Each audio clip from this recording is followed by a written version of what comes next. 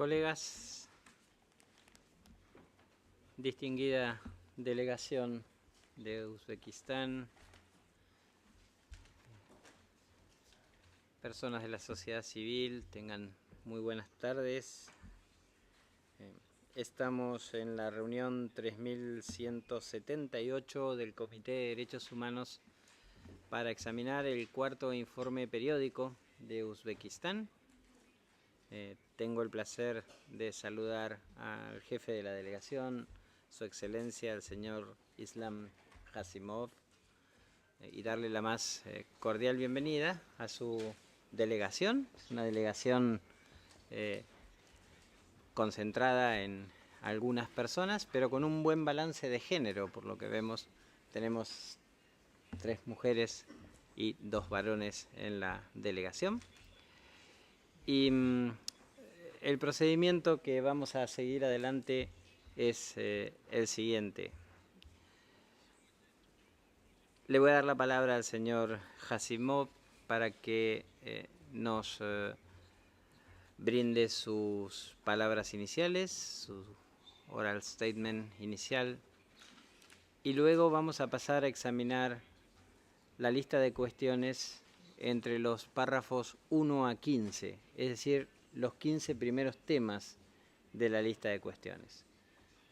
Los miembros del comité van a hacer preguntas y luego de las preguntas que formulen los miembros del comité, yo le voy a devolver la palabra a la delegación para que la delegación nos dé las respuestas pertinentes a esas preguntas. Posteriormente puede haber preguntas de seguimiento de parte de los colegas y una vez que terminemos con el proceso de la primera parte de la lista de cuestiones, pasaremos a la segunda parte.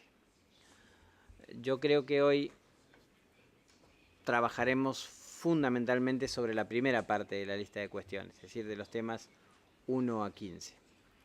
Después de las preguntas de los colegas, yo le voy a brindar tiempo a la delegación, asimismo, para que la delegación prepare las respuestas. Así que vamos a hacer una pausa en ese sentido. Bien, ese es el procedimiento, creo que ha quedado explicado de manera clara. Y entonces, sin más, le voy a dar la palabra al señor Islam Hasimov para que nos brinde su statement inicial. Señor Hasimov, Su Excelencia tiene la palabra.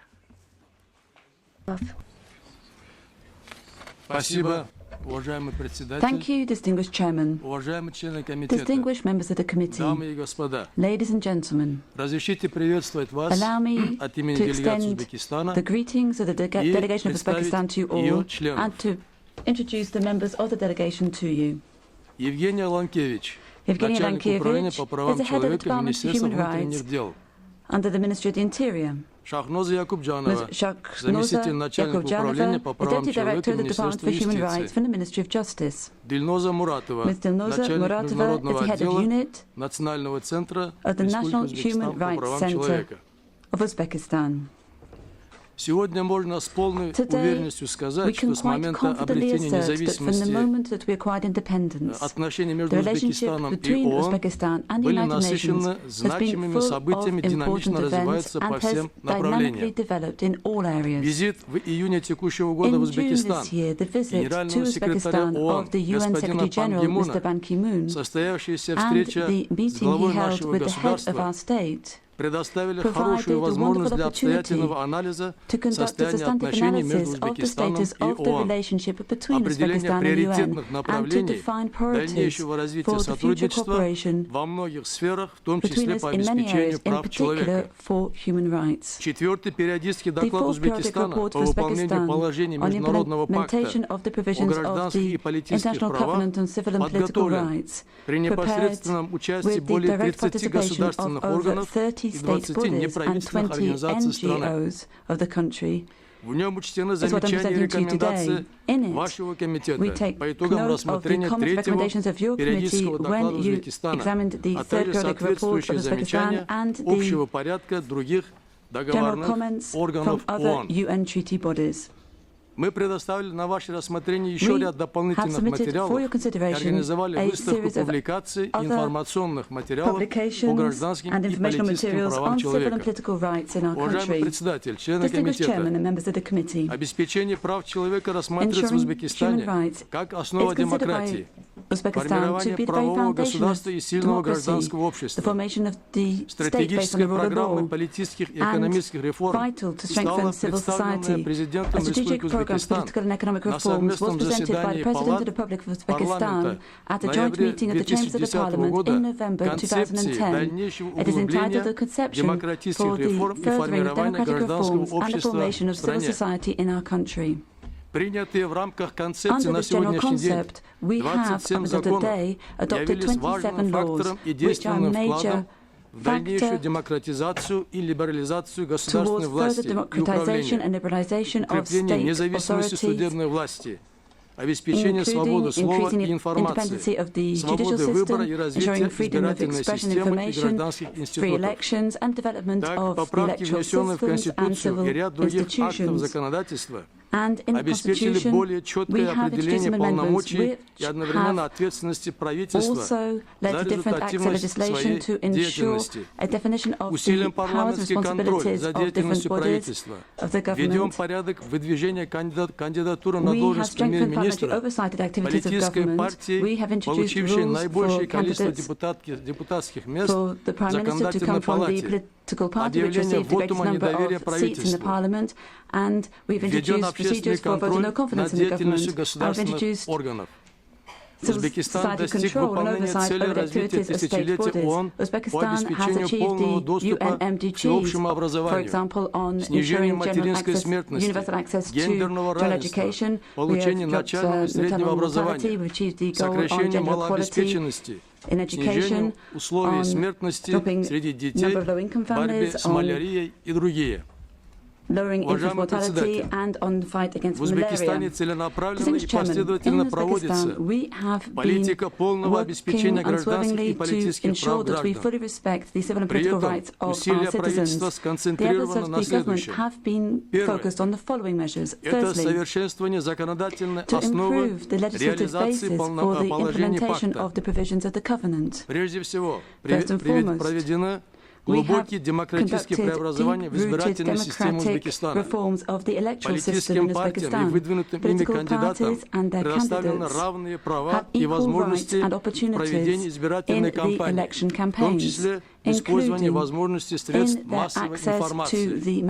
В том, что эти изменения положительно проявили себя, мы убедились по итогам прошедших выборов в парламент и президента. По мнению абсолютного большинства из более чем 70 тысяч отечественных и свыше 340 зарубежных наблюдателей выборы прошли в обстановке открытости, гласности и альтернативности, в полном соответствии с нормами и стандартами международного права.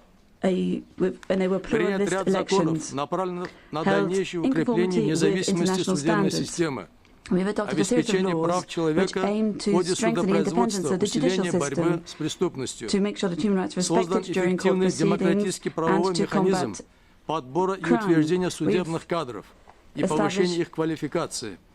Проведена специализация судов общей юрисдикции по гражданским, уголовным и хозяйственным делам. Расширено применение института хабиас корпус. От прокуроров судам дополнительно передано право выдачи санкций на отстранение от должности в ходе следствия и помещение лица в медицинское учреждение. Введена мера пресечения в виде домашнего ареста с участием правоохранительных органов и институтов гражданского общества, а также европейских экспертов, посольства Великобритании, ОБСЕ, с учетом рекомендаций договорных органов ООН, проведены консультации по дальнейшему совершенствованию определения понятия пыток в уголовном законодательстве, созданию национального превентивного механизма по предупреждению пыток. Работа в этом направлении еще не завершена. Мы надеемся на ее положительные результаты. to prevent torture. Усовершенствована Our система consultations have not исполнения yet been судебных concluded. We do решений hope for и positive деятельность results. прокуратуры. To improve the system Реформирована of адвокатура со значительным расширением прав court адвоката. proceedings and Теперь activities of the prosecutor's office, and to вправе reform пользоваться их услугами. the lawyers' associations. Наряду We с have этим extended принят the ряд законодательных access актов, to lawyers, and now позволяющих witnesses also have the right to have значительно access to повысить lawyers. эффективность Alongside this, деятельности we've also государственных органов adopted a whole и series of неправительственных legislative организаций, acts в which том числе have really Закон об increased органах the effectiveness самоуправления of граждан в state новой bodies редакции, and their cooperation with Закон о NGOs. For социальном example, партнерстве we have и the law другие, on а Закон об открытости деятельности bodies органов of государственной власти citizen и управления self-government and the вне new всякого law сомнения on social повысил partnership and the ответственность law on органов власти openness и управления of за state качество bodies принимаемых and решений. authorities. And this will В настоящее increase время the в Узбекистане в transparency различных in сферах decisions жизни adopted. общество Today in функционирует Uzbekistan, in свыше different areas of 8 тысяч We have неправительственных very active организаций, civil society. We в том have over числе 8,000 30 NGOs, представительств и филиалов including зарубежных 30 иностранных неправительственных организаций. branches of За foreign последние 4 NGOs. года их Over the last количество 4 years, увеличилось their свыше, number has на свыше increased by 50%. some 51%. Институты гражданского общества Civil стали society достойными has партнерами become органов a государственной власти в worthy решении широкого partner спектра for the вопросов. state in dealing В with a частности, whole series лидеры of и issues. активисты In неправительственных particular, the организаций leaders and являются activists of членами свыше NGOs have 40 постоянно become members of действующих more than 40 permanent республиканских межведомственных комиссий, созданных в interdepartmental соответствии с актами главы Republican государства и commissions правительства. created by the Касательно government вопросов свободы выражения и информации, on the freedom of отмечу, information and что за expression. I would note прошедшие that годы over recent реализован years комплекс we have conducted a whole организационно-правовых мер series по of обеспечению свободы organizational and слова, legal measures либерализации to средств массовой increase информации.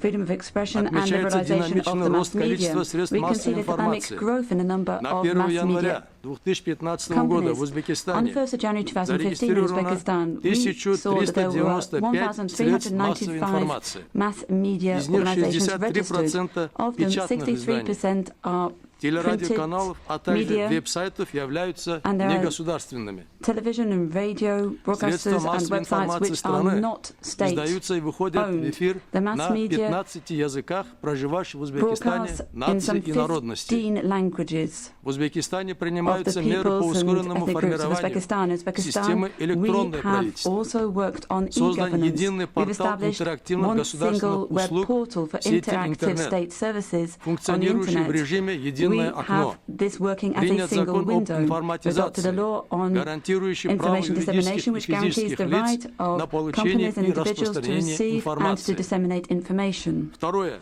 Secondly, Это развитие институциональной we're focused on основы developing защиты прав и institutional свобод basis for человека the в protection and целях promotion реализации of положений human пакта rights и to рекомендаций implement the Комитета. provisions of the covenant and the Принято решение recommendations of the правительства, committee.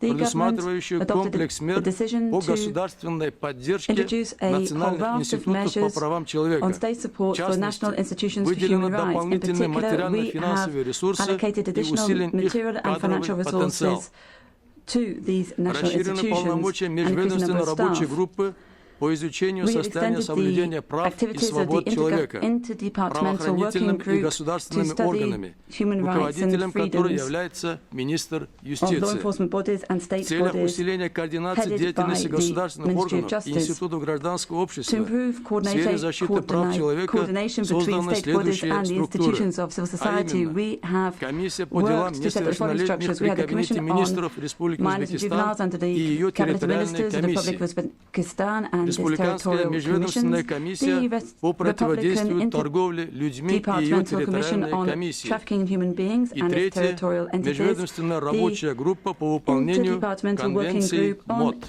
МОД. implementing the Третье. ILO Это conventions. информационно-просветительские And then thirdly, we've been меры focusing по on реализации information and пакта и awareness-raising рекомендаций activities on Комитета. the covenant and the Правительством recommendations of the Узбекистана committee. The предприняты government of значительные меры Uzbekistan по has adopted совершенствованию many measures методологии to improve the и методики methodology образовательного процесса and и curriculum of активизации с the точки educational зрения process охвата and различных групп to make sure that we населения. can cover different groups of the Узбекистан population активно in this участвует work. в кампании Uzbekistan has по actively всемирной participated программе in the образования campaign в области for прав человека. global human rights education, Реализация положений to Декларации ООН implement the об provisions of образовании the и UN подготовке в Declaration области on прав человека. education and training in human Переведены на rights, государственный were язык translated и into the изданы state's большими language тиражами and более published in large 120 print runs, more основных than международных правовых 120 документов core о правах international legal человека. documents on human rights. Для усовершенствования деятельности по повышению правовой культуры общества организован Межведомственный совет по координации работы государственных органов по правовой пропаганде и просвещению.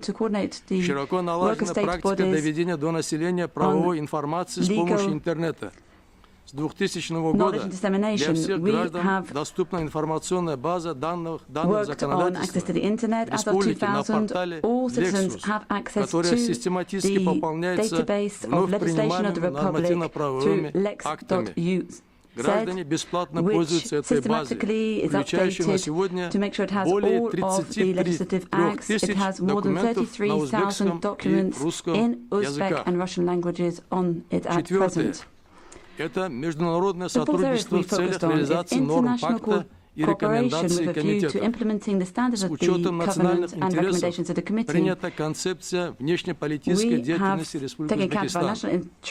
По исполнению своих международных обязательств Узбекистаном представлено более 35 национальных докладов, договорные комитеты ООН, государственными органами совместно с институтами гражданского общества реализуются 10 национальных планов действий по выполнению рекомендаций договорных комитетов ООН по итогам рассмотрения национальных докладов по правам человека. Мы тесно сотрудничаем с Советом по правам человека и специальными процедурами. С 2004 года Узбекистан участвует в ежегодном заседании сегмента высокого уровня СПЧ.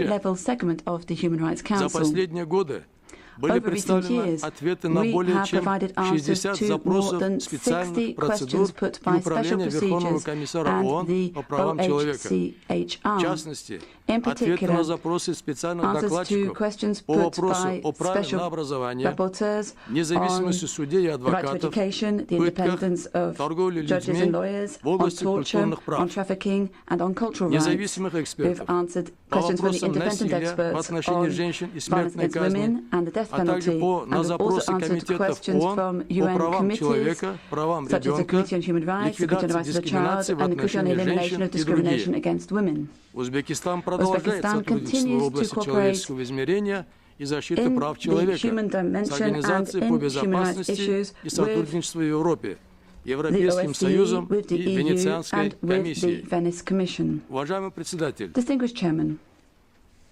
разумеется, в деле реализации положений Международного пакта имеются определенные объективные трудности и проблемы. К их числу относятся следующие. Первое. Узбекистан, как и многие другие государства, в условиях мировой рецессии испытывает определенные экономические, социальные и политические проблемы, которые оказывают влияние особенно на социально уязвимые группы общества. Вторая проблема. Внутренние трудности находят свое отражение в процессе перехода к демократической системе законодательной, исполнительной и судебной властей. Преодоление этих трудностей также сопряжено с задачей повышения уровня правовой культуры и адаптации менталитета населения к требованиям дальнейшего развития сильного гражданского общества, совершенствования уровня правовых знаний и формирования культуры прав человека, работников государственных структур, судов и правоохранительных органов. Третья проблема. Еще одна проблема связана с геополитическим положением Узбекистана. Узбекистан расположен в Центральной Азии, регион, который имел большие трудности с обеспечением стабильности и мира. Речь идет о нестабильной ситуации в Афганистане, сопровождавшемся и продолжающемся до сих пор производством и торговлей наркотиков. Четвертая проблема. Серьезную угрозу стабильности во многих регионах мира несет экстремизм во всех его проявлениях. Пропаганда религиозного экстремизма представляет собой идеологическую обработку к вовлечению людей в ряды организаций an прямого ideological террора. lure for young people, taking them Кроме into, того, leading them into terror. угрожающие масштабы в And мире we're also приобретает seeing процесс that потребления наркотиков, drugs industry объем and производства increasing которых drug в use последние is годы a growing увеличивается threat. по We are seeing нарастающей. that production of drugs Наркомафия is increasing превратилась в year upon year. глобальную The силу drug с mafia has огромным now экономическим become a global потенциалом, force with huge economic финансовые potential, возможности которой with значительно the превышают financial бюджеты capabilities многих which стран. exceed the budgets of many Угрозы countries of the международного world. терроризма и The threat религиозного of экстремизма, international terrorism and с одной religious стороны, extremism порождают нестабильность, also fuel а с другой instability, отвлекают ресурсы as well государства as на diverting борьбу state с этим resources злом. as we have to В fight этой this evil. связи представляется необходимым, And so, учитывая it is совокупное vital влияние to look указанных at выше the accumulated внутренних influence of all трудностей of и these факторов domestic and внешних external угроз на ход difficulties и качество and these external реализации threats положений as we пакта examine в стране. the implementation of the provisions Уважаемый of the covenant председатель, in our члены country. комитета, Distinguished Chairman and members of the committee. Узбекистан и впредь будет последовательно As before, выполнять Uzbekistan все is обязательства, intends взятые to в fully рамках implement международного all of its пакта и obligations under the поддерживать все international инициативы covenant and Организации support all Объединенных Наций, initiatives of the United Nations касающиеся гражданских Organization и on политических civil прав and и political свобод rights человека. and Мы fundamental готовы freedoms. к We are открытому и prepared конструктивному for диалогу open and с constructive Комитетом dialogue with the по реализации committee положений пакта. on the implementation of Благодарю the за provisions внимание. of the covenant. Thank you very much. Спасибо. Thank you very much. Ok, vamos a comenzar We will start el diálogo con los colegas. Nos han our brindado dialogue. datos muy importantes en esta We have primera been presentación, given very donde important nos dicen information in this políticas que initial adoptó el presentation, where we've been Estado y told the también sorts of algunas policies adopted by the dificultades state que el Estado nos and the various difficulties that vamos a the escuchar state has entonces had a to los miembros del confront. comité que We will now quieren hear from members hacer of the uso de la committee wishing to palabra. speak. Tengo anotado I en mi have lista, en on my primer lugar, list, first of a la all, señora Cyberford. Señora Ms. Cyberford, Seibert for. what happened? Dije al inicio de la sesión, I said at the beginning of the dije que meeting íbamos a that examinar desde la cuestión 1 we a la would cuestión go 15. from issue 1 to 15 in our first half of the dialogue. Okay? Entonces, Great. le paso la palabra So a la I now señora give the floor Cyberford. to Tiene Ms. la palabra, Seibert for. You have the floor, madam. Thank you very much, Mr. Chairperson. I would like to welcome the distinguished delegation. Allow me, Mr. Chairperson, to recall that Uzbekistan acceded to the covenant and to the first optional protocol in 1995. In 2008, it acceded to the first optional protocol. This is indeed commendable. The State Party has stressed its commitment to human rights protection in its report and its replies, and I understand that the head of the delegation has reaffirmed this commitment. Therefore, I was surprised to learn that special procedures have not been granted access to the country ever since 2002, when the Special Rapporteur for Torture, Theo van Boven, last visited the country. In fact, there are 13 pending requests by independent UN mandate holders. We've just learned from the head of the delegation that the State Party has submitted numerous reports and has extended and has replied to several requests. Therefore, I would like to inquire what prevents the State Party from inviting the mandate holders to the country. I thank the State Party for the state report, which is already the fourth state report under the Ccpr. I should note the very timely manner in which the report was submitted. I also thank the State Party for the replies submitted to our list of issues. It is my hope that we will be able to engage in a constructive dialogue today and tomorrow. With the new report by the State Party, we have the opportunity to continue considering the implementation of the International Covenant on Civil and Political Rights in the State Party, and indeed to evaluate whether and to what extent the Covenant has a tangible effect on human rights protection in the State Party. Our latest concluding observations by the State Party were adopted in 2010. so that we now can consider which measures have been taken since then to respond to our recommendation. In this regard, I would like to mention that our report on follow-up indicates that initial steps have been taken, but there is indeed considerable room for progress. So, without further ado, I would like to address now issues number 1, 2, and 7. Issue number 1 deals with the constitutional and legal framework within which the covenant is implemented. We asked the State Party about the implementation of the Committee's views under the optional protocol. The State Party referred in its response to the interdepartmental working group. I would like to hear more about this work and appreciate concrete information on what measures have been adopted by the State Party to implement our views in the following cases. And I would like to ask for your indulgence if my pronunciation is not proper. One case is Uzbek versus Uzbekistan, Strakov and Fayzulayev versus Uzbekistan, Tulayganov, Chikunov, Agabekov, Kudaiberganov,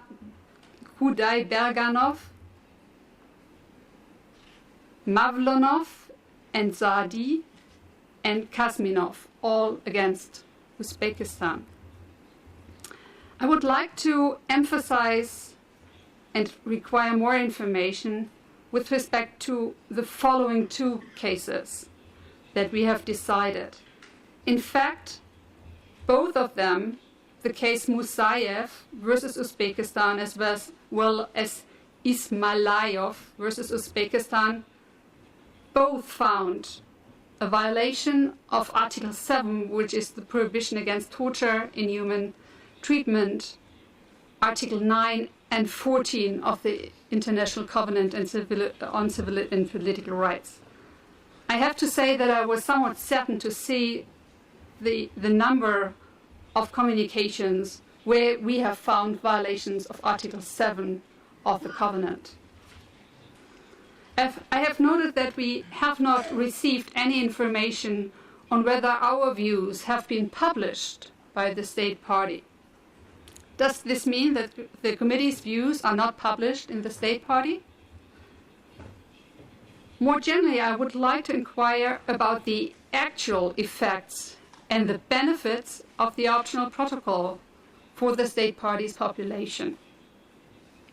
I would think that the accession to the optional protocol can only be meaningful if it has the potential to prompt changes in the State Party. Therefore, what measures are in place to provide litigants with an opportunity to seek implementation of our views? So coming back to the 2 cases that I cited, Musayev and Ismailayov, I would like to recall that we had asked for effective remedies, including an impartial, effective, and thorough investigation and the initiation of criminal proceedings against those responsible for Article 7 violations. We also had asked for the retrial in conformity with all guarantees enshrined in the Covenant or the release of the author. I would appreciate to receive an update whether the State Party has acted on that.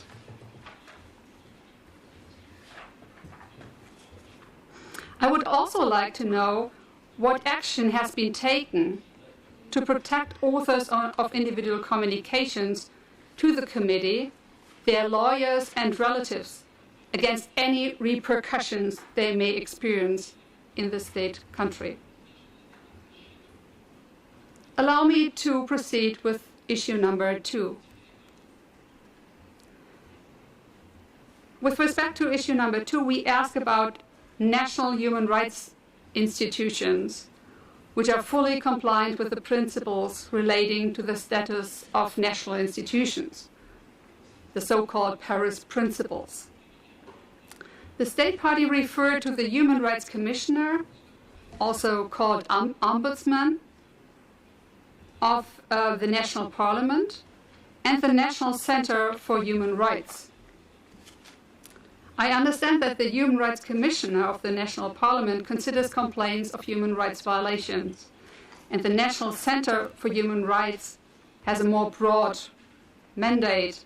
It's a government agency responsible, among others, for educating the public and officials on the principles of human rights and democracy. I would like to inquire about the statutory mandate of these institutions and about the measures in place to ensure that they are independent of the government. I understand that the responsibility of the National Center for Human Rights is set out in Presidential Decree of 31st October of 1996. However, I'm looking for a statutory mandate which cannot be withdrawn from the center by the executive.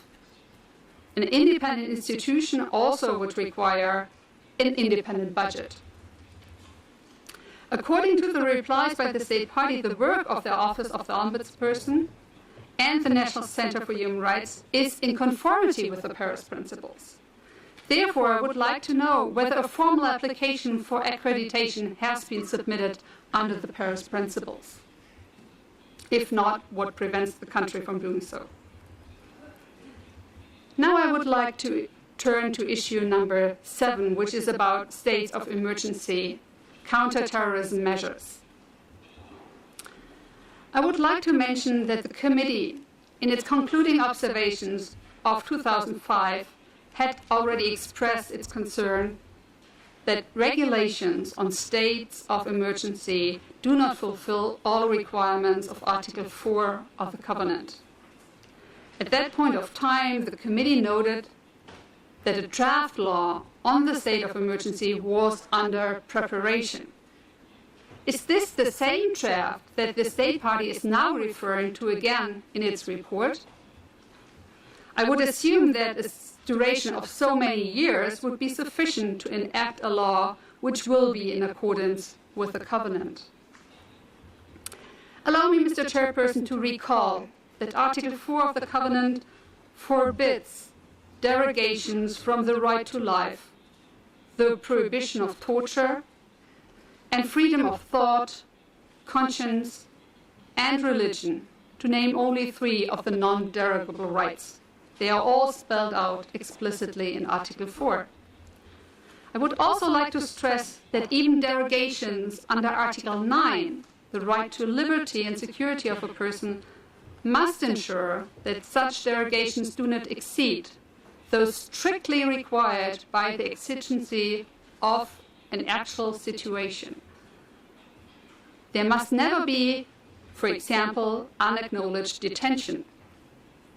Furthermore, the right to take proceedings before a court, to enable the court to decide without delay on the lawfulness of detention, must never be diminished by measures of derogations.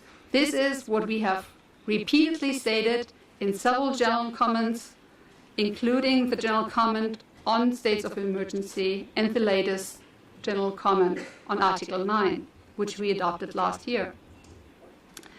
Therefore, I would like to inquire, are all non-derogable rights expressly excluded from the scope of regulation on states of emergency? The State Party, in its replies, referred to contemporary challenges and threats to public and state security. And we have indeed heard about the obstacles brought forward by the head of delegation in his opening remarks. Could you please specify what is meant thereby by contemporary challenges and threat to public and state security?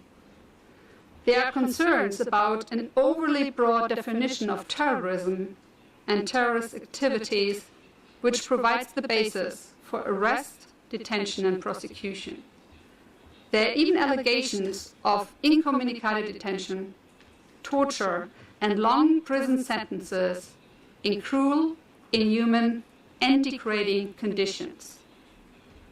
What measures are in place to prevent that the current law is not used simply to prosecute persons for their membership in Islamist parties or for their political opinion? This brings me to the end of my questions for today, and I thank the distinguished delegations for the replies in advance. Thank you very much, Ms. Cyberford, by your questions. And now I pass the floor to my colleague Fotini Fasartis. You have the floor, madam. Thank you, Mr. Chairman. I would like to add my welcome to the distinguished delegation of Uzbekistan to this dialogue concerning its fourth periodical report. The committee thanks the State Party for its timely submission of the report, as well as for the replies to the list of issues. We acknowledge the assurances presented by the distinguished head of delegation in his opening remarks, stressing the continuing commitment to human rights. My comments and questions this afternoon will address issues 3, 4, 5, and 6 of the list of issues. I will try to be brief, Mr. Chairman. Beginning with issue number 3, that is questions of non-discrimination, gender equality, prohibition of advocacy of hatred. In the reply to the list of issues, as well as in the State Party's report, the State Party refers to constitutional provisions, namely Article 18 of the Constitution, and to an impressive, I have to admit, list of legislative texts prohibiting discrimination. While this is an important framework, it does not seem to adequately address two particular concerns. First of all, in your periodic report, as well as in the replies to the list of issues, it is stated that the grounds of discrimination prohibited by the Constitution are, I quote, fully consistent with the list of grounds contained in Article 26 of the Covenant, end quote. However, some Covenant grounds do not appear. For example, discrimination by reason of color, political or other opinion, national origin, property, and birth. The Constitution, therefore, does not seem to cover grounds of discrimination which are, on the other hand, covered by the Covenant, as, for example, sexual orientation and gender identity, to name two examples. So concerns have been raised that the existing anti-discrimination legal framework does not offer full protection in accordance with international standards and in particular of the Covenant. I would like to point out that these concerns were raised by this committee in its previous concluding observations and have been expressed by other treaty bodies as well. However, these concerns do not appear to be adequately responded to in the replies. In other words, while there are a number of laws prohibiting discrimination, grounds prohibited appear to differ from one law to the other. This might create an inconsistency of anti-discrimination legislation. A second question is how legislation is implemented in practice.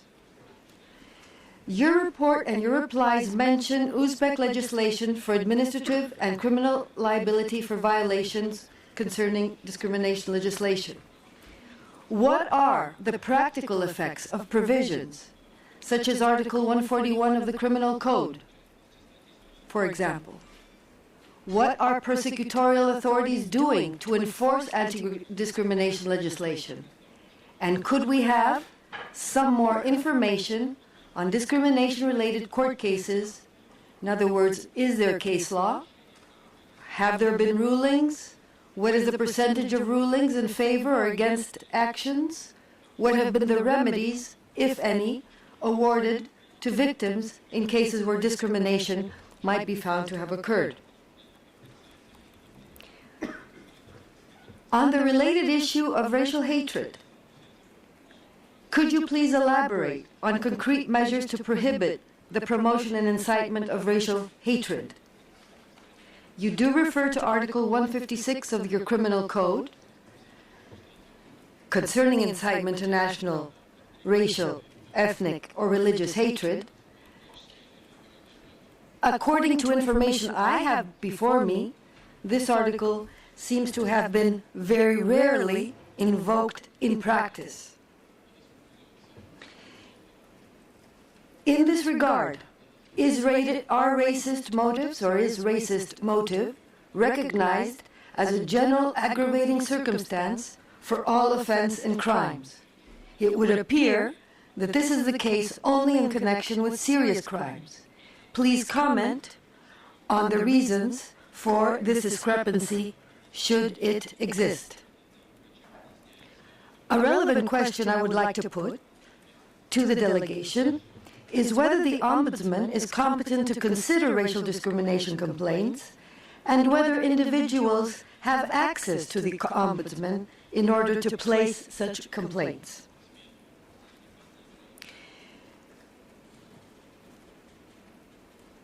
Finally, on this group of questions, I would like you to please elaborate on the National Plan of Action to implement the recommendations of the Human Rights Council and other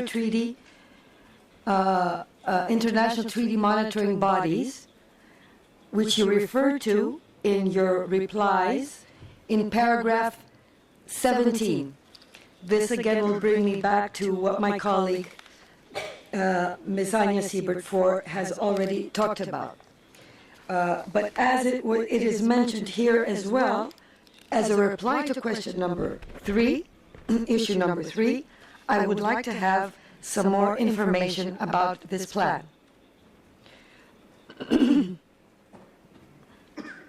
I turn to issue number 4. We take note of your response that there is no discrimination or prejudice against the Luli Roma in Uzbekistan. It does seem that there are findings of treaty bodies according to which discrimination and marginalization in Roma is still existent in Uzbekistan, that maybe educational achievements are below national average, or there might be some discrepancies in the job offers in this area. I will not, for the moment, address any particular question on this issue. I might come back to it tomorrow. I would, however, like to stand on the question of Article 120 of the Criminal Code of Uzbekistan, reminding the delegation that in our previous concluding observations of 2010, the Human Rights Committee had expressed concern over this article, which criminalizes consensual sexual activities between males. Now, I do know that the State Party has rejected recommendations calling for decriminalization of consensual sexual relations between men. This makes it difficult to consider that all its legislation is in alignment, in complete alignment, with Article 26 of the Covenant. Statistics regarding the number of people charged and imprisoned seem inconsistent when one reads the report and the replies of the list of issues. Could State Party elaborate on this?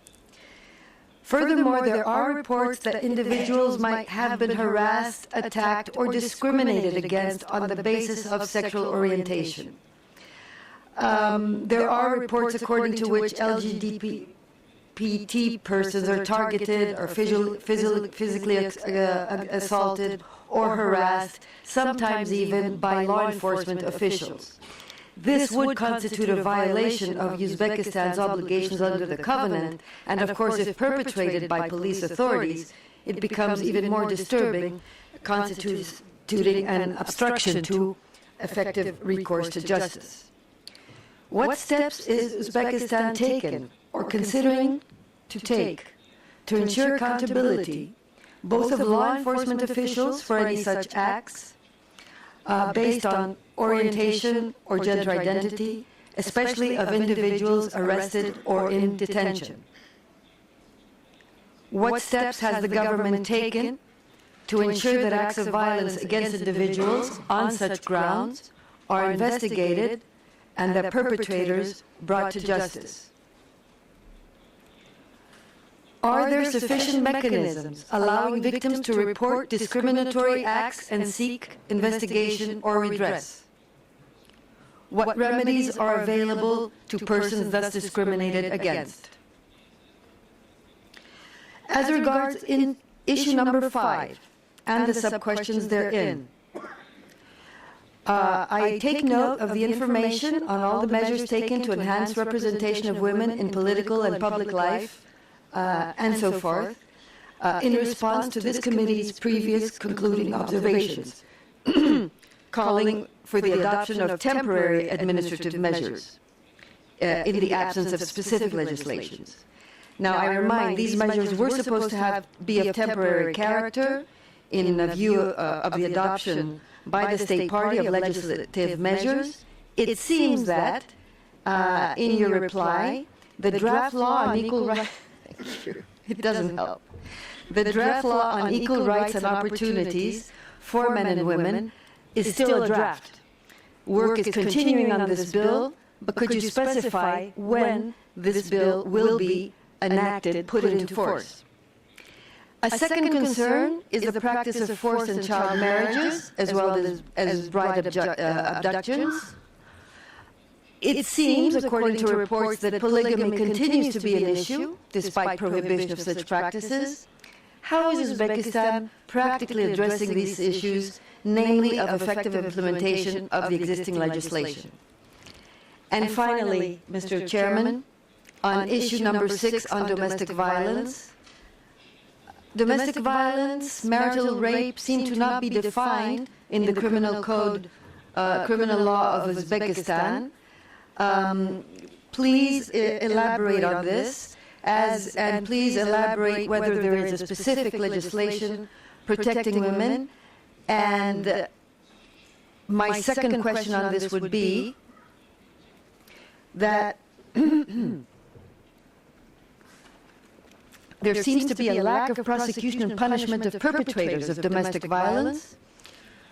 It would appear that sometimes these cases are considered to be cases of family conflicts or remain unreported.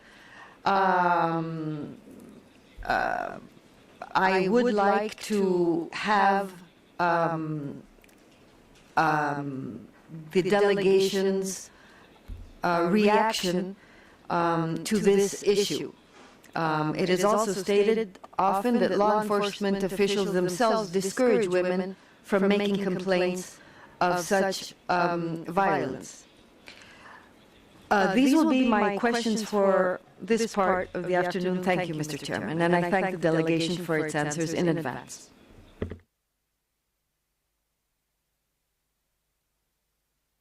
Thank you very much, Ms. Pasartis. And now I pass the floor to Mr. Lazari Bousid. Mr. Bousid, you have the floor. شكرا سيد الرئيس. سيد الرئيس اسمحوا لي في البداية. Thank you, Mr. Chairperson. Mr. Chairperson, allow me first of all to welcome the delegation of Uzbekistan and thank it for the report that has been submitted in accordance with the deadline set by the committee. We would like to thank the State Party for detailed replies to our questions. Thanks for all of that. At this stage, I am responsible for 4 issues, 8, 9, 13, and 14. Concerning issue number 8, in this respect, there are 4 things I would like to touch on. First of all, measures taken to ensure impartial and comprehensive investigations into the Andijan incidents which occurred in May 2005, and compensation and remedies for victims, and replies to allegations put forward by members of the families of victims of the incidents in Andijan, people who are living abroad and who are subjected to violence and threats and pressure. Also, we'd like to have you specify what measures have been taken by the state to amend the law on the use of firearms by law enforcement officials with respect to the rules of 1999 concerning the use of firearms by those upholding the law. In your replies, you spoke in detail about the measures that have been taken concerning the Andijan incidents, that then had been an investigation conducted by a committee composed of 18 individuals from high-level posts coming from institutions ensuring enforcement of the law. I have no doubts about that. There's also been an inquiry committee. Also, there were representatives of embassies of different countries who monitored closely the inquiry. There were discussions concerning these events with representatives of the European Union on 2 occasions. And the delegation then concluded that these incidents constituted a serious terrorist attack on Uzbekistan. You confirmed that trials were public, or had been public. 15 people had been convicted, and investigations had been carried out concerning 33 individuals. No pressure was brought to bear against the members of families of persons living abroad. But in fact, I did not receive a response concerning the second and last question concerning redress and compensation measures for victims. Have any amendments been made to the law on the use of firearms?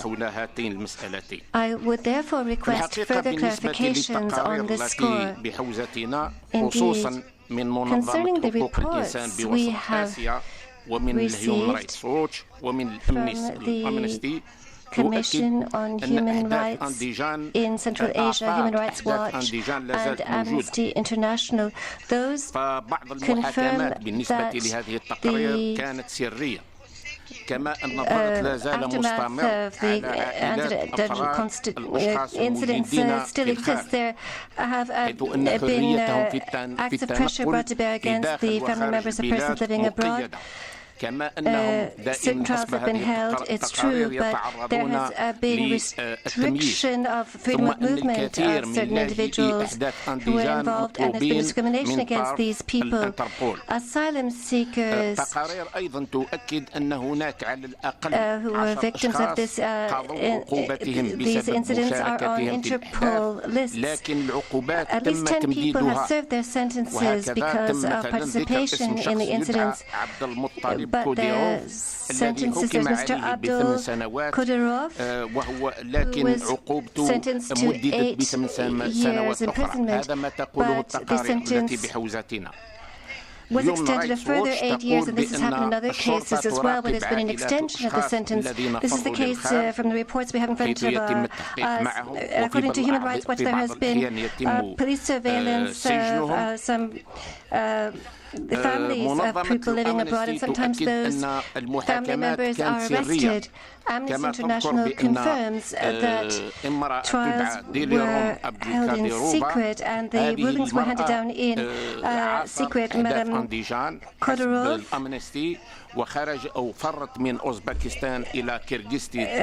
experienced the incidents in Andijan and she fled to Kyrgyzstan.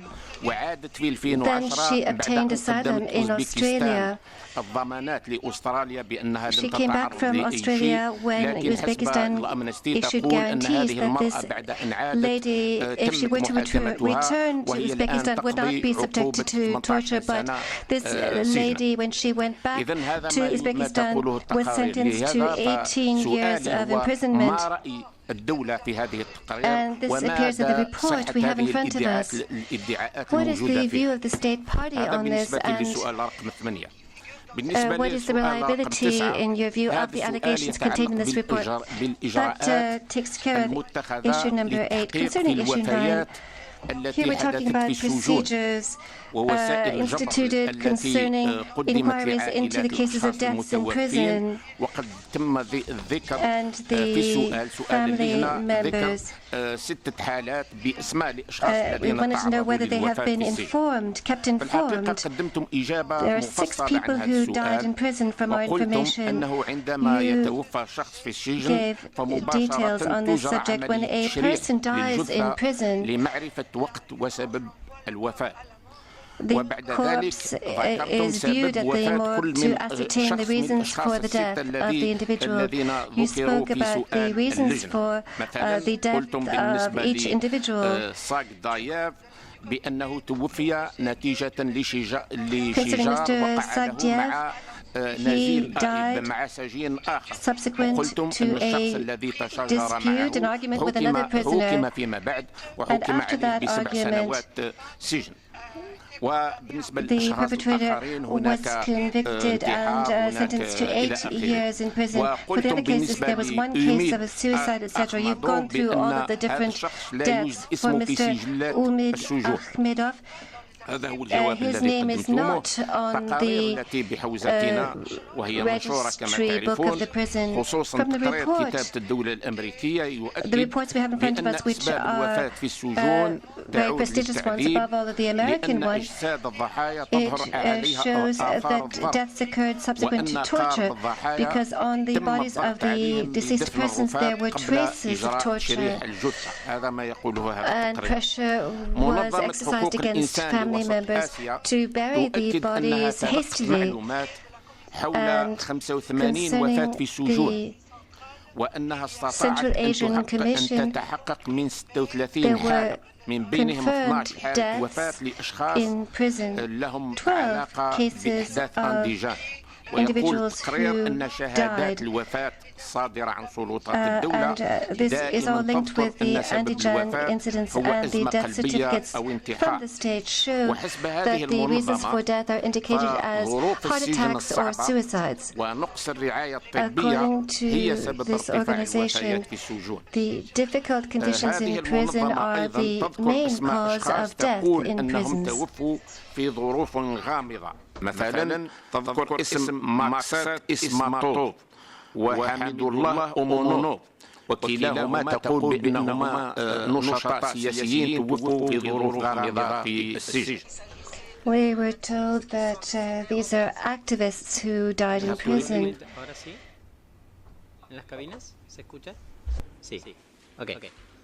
There was a break in the last part, and if the speaker could repeat, that'd be wonderful. Thank you. حسب هذه المنظمة منظمة حقوق الإنسان لوسط آسيا ظروف السجن Considering the Central Asian Human Rights Organization, the circumstances of imprisonment and the lack of health services are the causes for deaths in prison. The same organization provided names of persons who died in mysterious circumstances. Maksatov and Omolonov. This organization said that these were 2 political militants. Omid Akhmedov لأن جسده was a كانت عليه police أثاث officer المعاملة وأنه طلب من أقاربه دفنه وعدم إجراء تشريح للجثة كما يذكر التقرير. It was requested that he be buried without an autopsy being carried out. The report also gives the names of people who died from torture as well. So my question is as follows. How would the state party respond to these allegations? Are these allegations well-founded or not?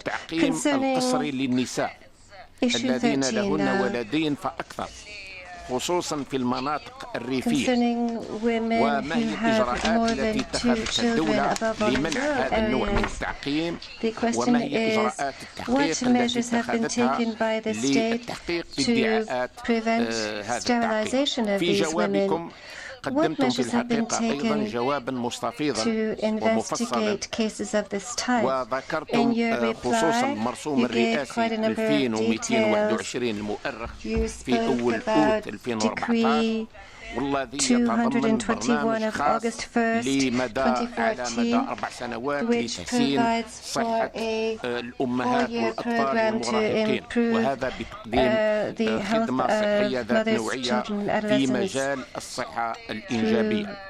وقدمتم مشكورين إحصائيات مفصلة حول استخدام النساء لوسائل منع الحمل. وقلتم في نهاية الجواب You also gave information on the contraceptive methods used in your country by your women. You also indicate the results of certain WHO and UNICEF reports which confirmed that the government's policy concerning the human right to reproductive health was transparent.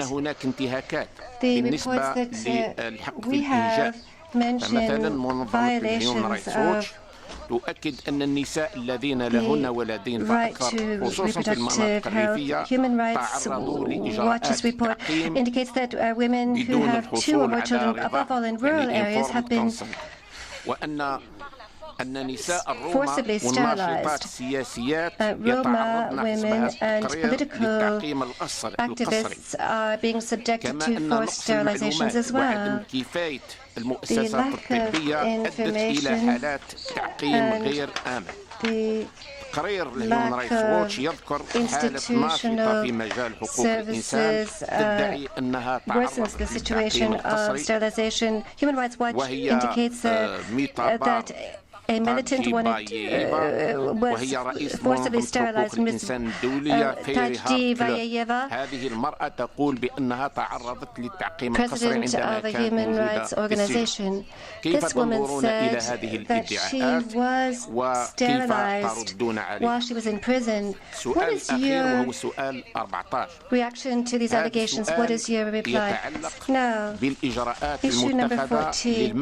This question has to do with the measures taken الرعاية البديلة العقوبة الجسدية للأطفال بالخصوص. في جوابكم شرحتم أيضا بالتفصيل وأنتم مشكورين سياسة الدولة في مجال منع العقوبة الجسدية بالنسبة للأطفال في المدارس أماكن الرعاية وحتى في البيت ووضحتم الإجراءات والآليات الخاصة بتنفيذ تلك السياسة وهي على العموم إجراءات قوية وتستحق التدعيم. وفي التقرير خصصتم حوالي 50 فقرة كاملة من 817 إلى 869 لشرح مختلف السياسات والبرامج المطبقة في مجال حماية الطفل بصفة عامة. لكن رغم كل المجهودات التي اتخذتموها بعض التقارير تشير إلى أن العقوبة الجسدية للأطفال لا زالت موجودة خصوصا في الوسط العائلي. state that corporal punishment continues to exist of children, above all in the family setting. Certain reports say that the government stressed in 2009 that the law was not وأن العمل يعني هذا رأي الحكومة أن العمل بدأ من أجل تعديل القانون was not sufficient to deal with corporal punishment being used by parents against their children and that measures were being introduced to combat violence within the family. Does the government intend to ratify the law on violence within the family? تلك هي أسئلتي سيد الرئيس. Could you clarify the contents of Article 75. Thank you very much, Mr. Chairperson. Shukran, Saïd Boussit. Maintenant, je passe la parole And à now mon collègue I give the floor to Mr. Benachor. Merci, Monsieur le Président. Thank you very much, Chairman. Je remercie I would like to thank délégation the de delegation of l'Ouzbékistan. Uzbekistan. I welcome them here Et je la remercie de sa and I présence thank au them comité pour for being avoir with ce us here in the débat, committee ce to dialogue hold constructif this avec les membres constructive du comité. dialogue with the members of the committee. L'Ouzbékistan, pour moi, est un For pays me, qui, pour Uzbekistan l'ensemble du is a monde country musulman, a une profondeur which historique is of historical extraordinaire, significance puisque as it does for the whole of the Islamic certaines de world, the ces Muslim cités world, because représentent some of its cities pour 1 milliard de musulmans for des mots de a billion légende. Muslims Quand on are prononce dans legendary notre sites. civilisation les mots de Tashkent, When you say Samarkand, Tashkent, Bukhara, Samarkand, ça Bukhara, représente une for valeur us, symbolique they have extraordinaire. symbolic value, which is quite Par extraordinary. conséquent, je pense que And so, l'Ouzbékistan I think that devrait avoir Uzbekistan une politique des droits de l'homme should have a human rights qui le policy situe which au would niveau de son place prestige it historique. in the same level as its historic prestige, be in line with its historic Je dis prestige. cela parce que I'm je dois saying this traiter de questions Because I need to deal with un petit peu some sensibles. questions which are rather sensitive. Et je m'arrêterai à la question 15 puisque notre And I'll président stop nous a at demandé question 15 de... because our chairman s'arrêter asked là. us to stop at question Je vais 15 traiter for les now. questions 12 So I'll et deal with 15. questions 12 and 15. La question 12 est Question relative à la 12 is situation on des the situation extradés of vers l'Ouzbékistan persons et la extradited question to 15 Uzbekistan, est and question relative 15 à la traite des deals personnes. with trafficking in persons. S'agissant de la question So, 12, firstly on question 12, comme je l'ai dit, il s'agit de la as I situation said, des this extradés deals with the ayant commis situation des of crimes persons de violence extradited en who have Ouzbékistan committed violent et qui crimes sont in ensuite Uzbekistan placés dans and who des have conditions then de détention been put in qui sont detention conditions préjudiciables à leur which liberté ou à are leur harmful santé, to their liberty and to puisqu'ils their health, risquent d'être as soumis they à la might run the torture risk et of suffering ils risquent également torture d'être jugés sans and garantie. might be judged without La any même legal question, donc la safeguards. question 12, Question vous a 12, the same demandé de question, commenter les asked you informations to comment selon on lesquelles information des Ouzbeks according to which ont été Uzbeks enlevés had dans been des États étrangers abducted from other pour countries être ramenés de force to be en forcibly Afghanistan. taken to Dans Afghanistan. la réponse que vous nous avez donnée, In the answer that you gave le to us, gouvernement de l'Ouzbékistan the nie government of Uzbekistan l'existence de ces denies anomalies. the existence of these Il nous dit anomalies. que ce sont The des government informations says that sans aucun this fondement et que la procédure information d'extradition is not implique un engagement de well-founded, it's from l'État qui unverified demande sources, l'extradition de ne pas recourir à la torture it provides et guarantees not qu'une to fois have recourse accompli to leur torture, peine, vis-à-vis the other country from which the person is ceux extradited, qui ont and fait that l'objet once the d'un person mécanisme, who d'une has procédure been d'extradition subject to pourront extradition donc procedures librement could then quitter freely le territoire leave de the territory l'Ouzbékistan of Uzbekistan. et qu'ils sont soumis de toute manière pendant leur And détention à during une their visite detention, médicale. they C'est la will réponse receive a medical que visit. vous nous avez donnée. That's the response that you gave us. Cette réponse, je la retrouve également dans Well, I find the same response le rapport de in l'État the partie, report from the puisque state dans party votre itself, rapport, because in your vous report présentez you des mesures importantes present pour to us some juguler important la measures torture et to c'est restrict torture, présenté dans les paragraphes 272 à 317 du rapport and de this is in l'État paragraphs partie. 272 to En effet, il y a 317 des of the mesures state party. législatives There are legislative importantes. measures which are important ones. La loi du 30 août The 2003 law of the 30th of August qui 2003 met en application which l'article 1 et implements l'article articles 4 de la 1 and Convention 4 of internationale the contre la torture. International Donc Convention c'est Against une loi Torture. So qui it met is a directement en law which application les articles 1 et directly 4 de la applies articles Convention contre 1 la and 4 torture of the Convention Against et Torture, qui donne une définition and which de provides l'acte the de definition torture of the act qui of correspond torture, exactement which à la corresponds définition exactly conventionnelle to the definition de in la the torture. Convention Against Torture.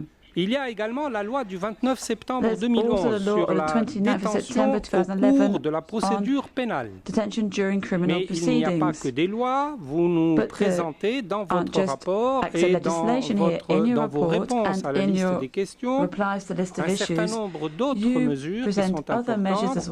D'abord, des mécanismes de plainte dans les prisons, puisque vous nous informez qu'il y a dans les prisons des mécanismes de plainte contre les tortures. Il y a également des mécanismes de plainte auprès du médiateur. Parmi les mesures que vous avez prises dans votre pays, il y a également la formation continue, une formation continue du personnel. Et puis, il y a également des poursuites disciplinaires et pénales de responsables.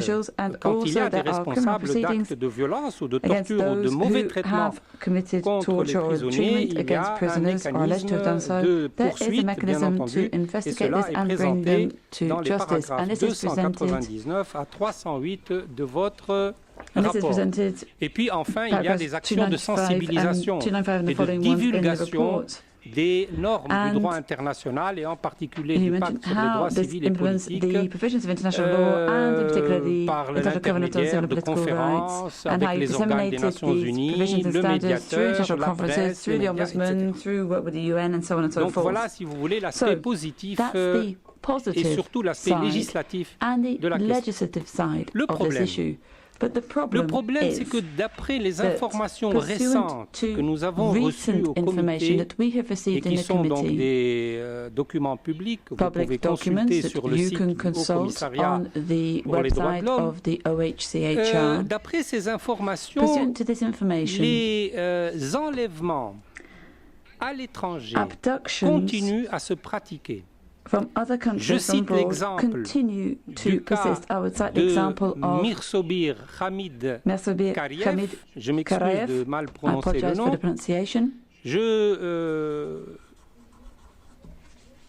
J'évoque également le cas de Bekzanov. Le premier a été accusé et condamné le 18 novembre 2014 pour appartenance à des organisations extrémistes qui sont interdites en Ouzbékistan. Il s'est enfui en Russie en 2010. Il a été enlevé, d'après les informations, bien entendu, que nous avons reçues. C'est à vous de nous dire si ça correspond à quelque vérité ou non. Il a été enlevé, puis soumis à la torture. Et ça, c'est d'après les informations que nous ont données certaines ONG, organisations non gouvernementales. Et par conséquent, pour ces ONG, la législation libérale de l'Ouzbékistan n'est pas appliquée dans les faits. Le problème, c'est un problème de mise en application de la législation. La législation est libérale, est bonne, mais c'est l'application qui ne suit pas. Et ces craintes sont, hélas, confirmées par les rapports spéciaux que nous avons eus de la part, par exemple, de Manfred Novak au Conseil des droits de l'homme en 2006.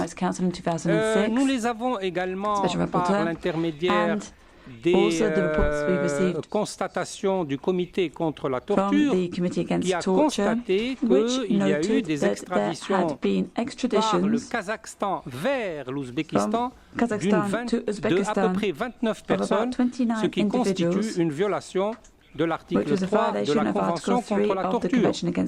Mais il n'y a pas que cela. Il y a également les positions du comité au cours de l'examen des rapports périodiques de l'État parti, les derniers rapports.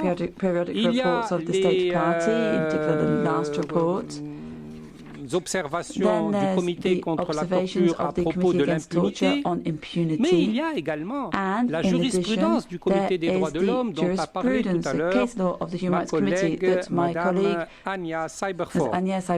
En effet, d'après certains, je n'en prends que deux exemples, où il y a constatation d'une violation de l'article 7, de l'article 7 du pacte, dans le cas Indira Umarova, l'affaire 1449-2006, deuxième affaire, l'affaire Olimzom et Jonov affaire 1225/2003. Et dans cette dernière affaire, malheureusement, le comité a constaté qu'il y avait une torture suivie de mort, suivie d'un décès en détention. Par conséquent, ces communications qui ont été examinées par le comité laissent croire qu'il y a un problème au niveau de la torture en Ouzbékistan. Enfin, le dernier élément de preuve que nous pouvons utiliser, c'est la jurisprudence de la Cour européenne des droits de l'homme, qui a affirmé, contre certains États, bien entendu, comme la Russie, par exemple, qu'une extradition par certains États vers l'Ouzbékistan constituerait une violation de l'article 3 de la Convention européenne des droits de l'homme. Et cela, c'est très clair dans l'arrêt de la Cour européenne des droits de l'homme, Rustam Mouminov et autres contre Fédération de Russie, qui a été rendu le 11 décembre 2008. Il s'agit de l'expulsion du requérant de la Russie vers l'Ouzbékistan avec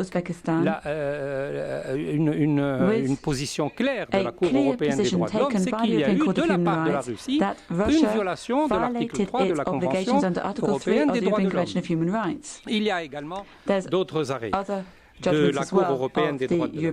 Donc voilà, la situation des extradés vers l'Ouzbékistan pose un problème. J'aimerais avoir l'opinion de la délégation sur ces questions sensibles. La deuxième question que je dois traiter, c'est la question 15. Il s'agit de la traite des personnes. J'irai plus vite sur cette question. En effet, la traite des personnes, il s'agit, n'est-ce pas, dans la question que nous avons posée, d'abord il s'agit de l'identification des victimes, de l'interdiction de voyager pour les victimes et des statistiques concernant ce problème. Et il y a à côté de cela la question du travail forcé des enfants, des adultes et des retraités dans le secteur du coton. C'est un problème qui a été soulevé par un certain nombre d'ONG et ce qui est quand même assez... Ce qui nous laisse perplexes, ce qui est un petit peu inquiétant, c'est que ces cas de travail forcé des enfants et des adultes et des retraités dans le secteur du coton peut entraîner des représailles au cas où les personnes qui sont l'objet de travail forcé n'obéissent pas à ce qui leur est demandé. Il y a des risques de représailles, par exemple comme l'exclusion de l'école ou de l'université pour les étudiants, ou des représailles par voie de licenciement, ou pour les retraités, de représailles par l'arrêt des prestations sociales. La réponse que donne l'État partie à cette question, elle est claire. Vous nous dites qu'il existe des plans d'action de lutte contre la traite des personnes. Il y a des commissions interministérielles sous l'autorité du procureur général qui enquêtent sur des cas et il y a par conséquent une action en faveur de la réadaptation des victimes, puisque d'après ce que vous dites, un centre de réadaptation a été créé en 2008. Vous nous dites également qu'il y a des poursuites pénales contre les responsables. Et vous nous donnez un chiffre, puisque 612 personnes ont été poursuivies pour infraction à la législation de l'Ouzbékistan parce qu'ils pratiquaient ce travail forcé. Et dans cet ordre d'idées, vous nous dites qu'il y a 1130 personnes qui ont été reconnues victimes et qui ont bénéficié de la création d'emplois qui leur étaient destinés par le gouvernement de l'Ouzbékistan. Vous niez, le gouvernement nie le travail forcé des enfants et des adultes avec menace de représailles, n'est-ce pas? Vous nous dites que cela n'existe pas et qu'aucune plainte en ce sens n'a été reçue par les syndicats. Enfin, vous nous dites que la loi du 21 décembre 2009, qui complète le code de la responsabilité administrative, protège les mineurs et engage la responsabilité des employeurs. Cette loi est une loi importante. 21 décembre 2009. Et vous terminez en disant qu'il y a une collaboration entre le gouvernement de l'Ouzbékistan et l'Organisation internationale du travail pour mettre en œuvre le plan d'action national pour l'application des conventions sur le travail des enfants. Et il y a un suivi, donc il y a un suivi du gouvernement de l'Ouzbékistan et de l'administration en collaboration avec l'Organisation internationale du travail. Et que donc, d'après les écritures du gouvernement de l'Ouzbékistan, le suivi qui a été effectué avec l'Organisation internationale du travail montre qu'il n'existe aucun cas de travail forcé.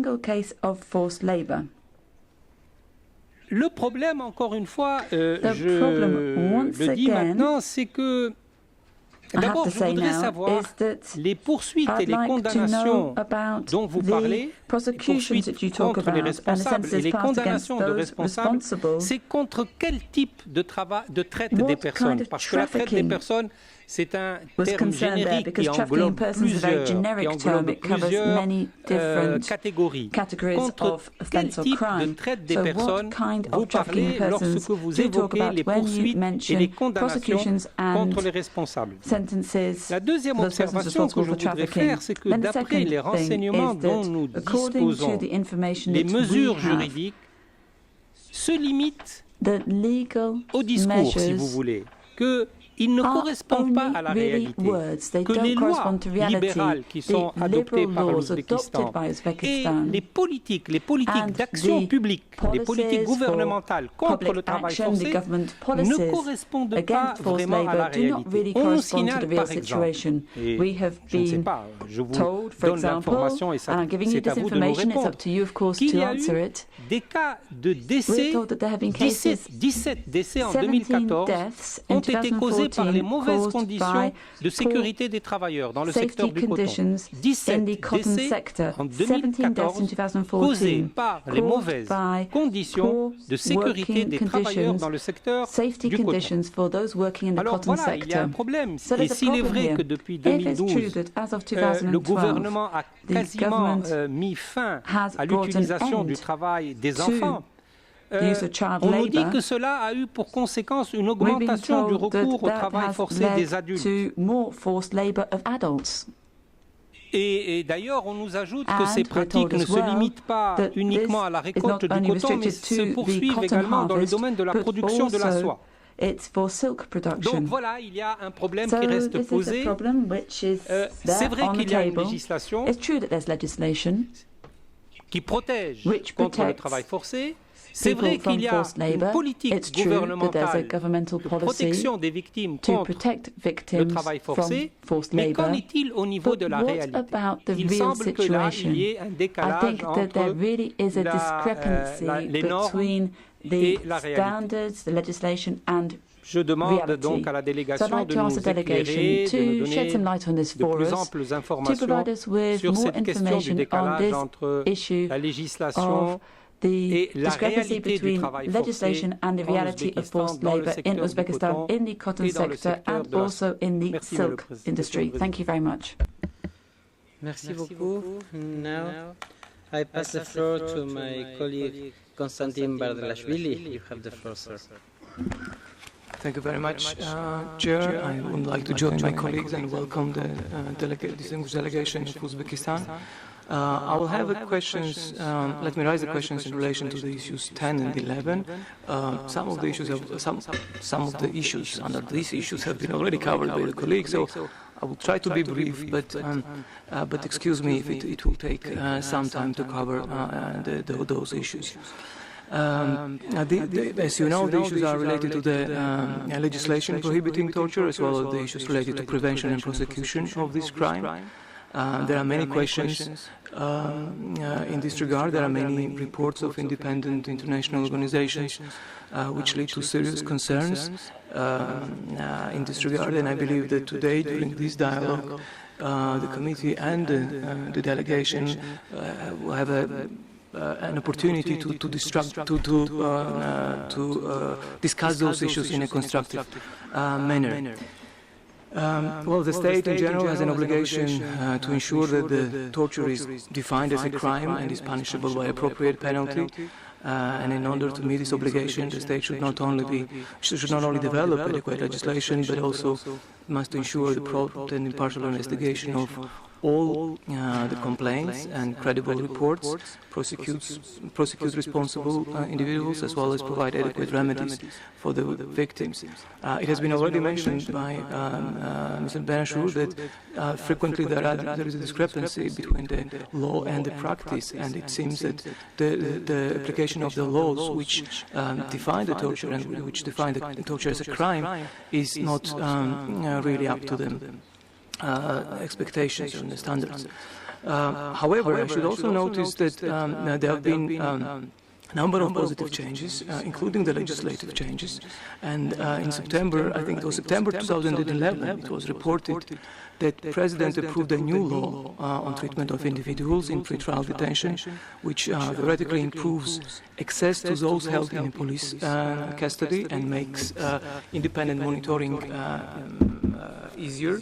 The new legislation allows, among other things, for unrestricted number of visits by detainees' relatives and lawyers, and abolishes the need to obtain prior permission from the investigative officers. The State Party also reported that in 2014, 13 persons were prosecuted and sentenced for committing the crime of torture. These steps indicate or are the signs that the State Party realizes the need to strengthen its efforts in fighting the torture. However, questions remain, as it was already mentioned, to what extent these improvements, these steps are sufficient. It has been reported again that the laws promulgated by the President are rarely implemented in practice and thus undermine Uzbekistan's commitment to human rights. So my first question is, it was also about the definition of torture. I've noticed that there is, in replies, the State Party actually acknowledged that there is a need to improve the definition of torture, to make it to bring it more in line or in compliance with the Convention Against Torture.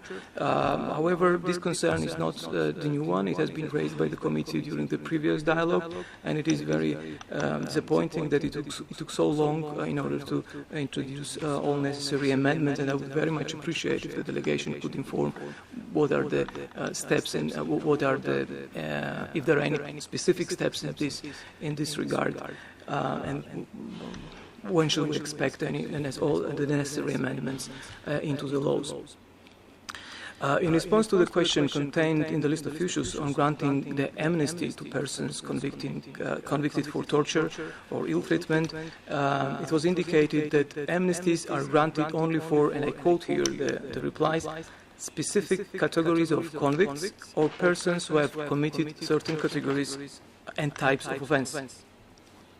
Could you please be more specific and describe the type of offences for which amnesty has been granted? Could you please also inform how many individuals convicted for the crime of torture or excessive use of force have been amnestied? You have also indicated that amnesty was granted to the convicts as well as, and again, quote, the persons who committed certain type of offences. So would it be correct to assume that the notion of other persons includes or may include individuals who are suspected or charged but not yet convicted for the crime of torture or ill treatment? And if this is the case, what is the reason and rationale behind the granting amnesty to individuals who have been suspected or charged with committing crime of torture? And let me just recall the General Command 20 of this committee, in which the committee established that the amnesties are generally incompatible with the duty of the state to investigate such acts. Let me also raise a couple of questions in relation to the statistical data which was kindly provided by the delegation, by the State Party. In the report, it has been indicated that in 2012, 35 persons were sentenced to deprivation of liberty for this crime. 10 persons were in 2011 and 1 in 2010.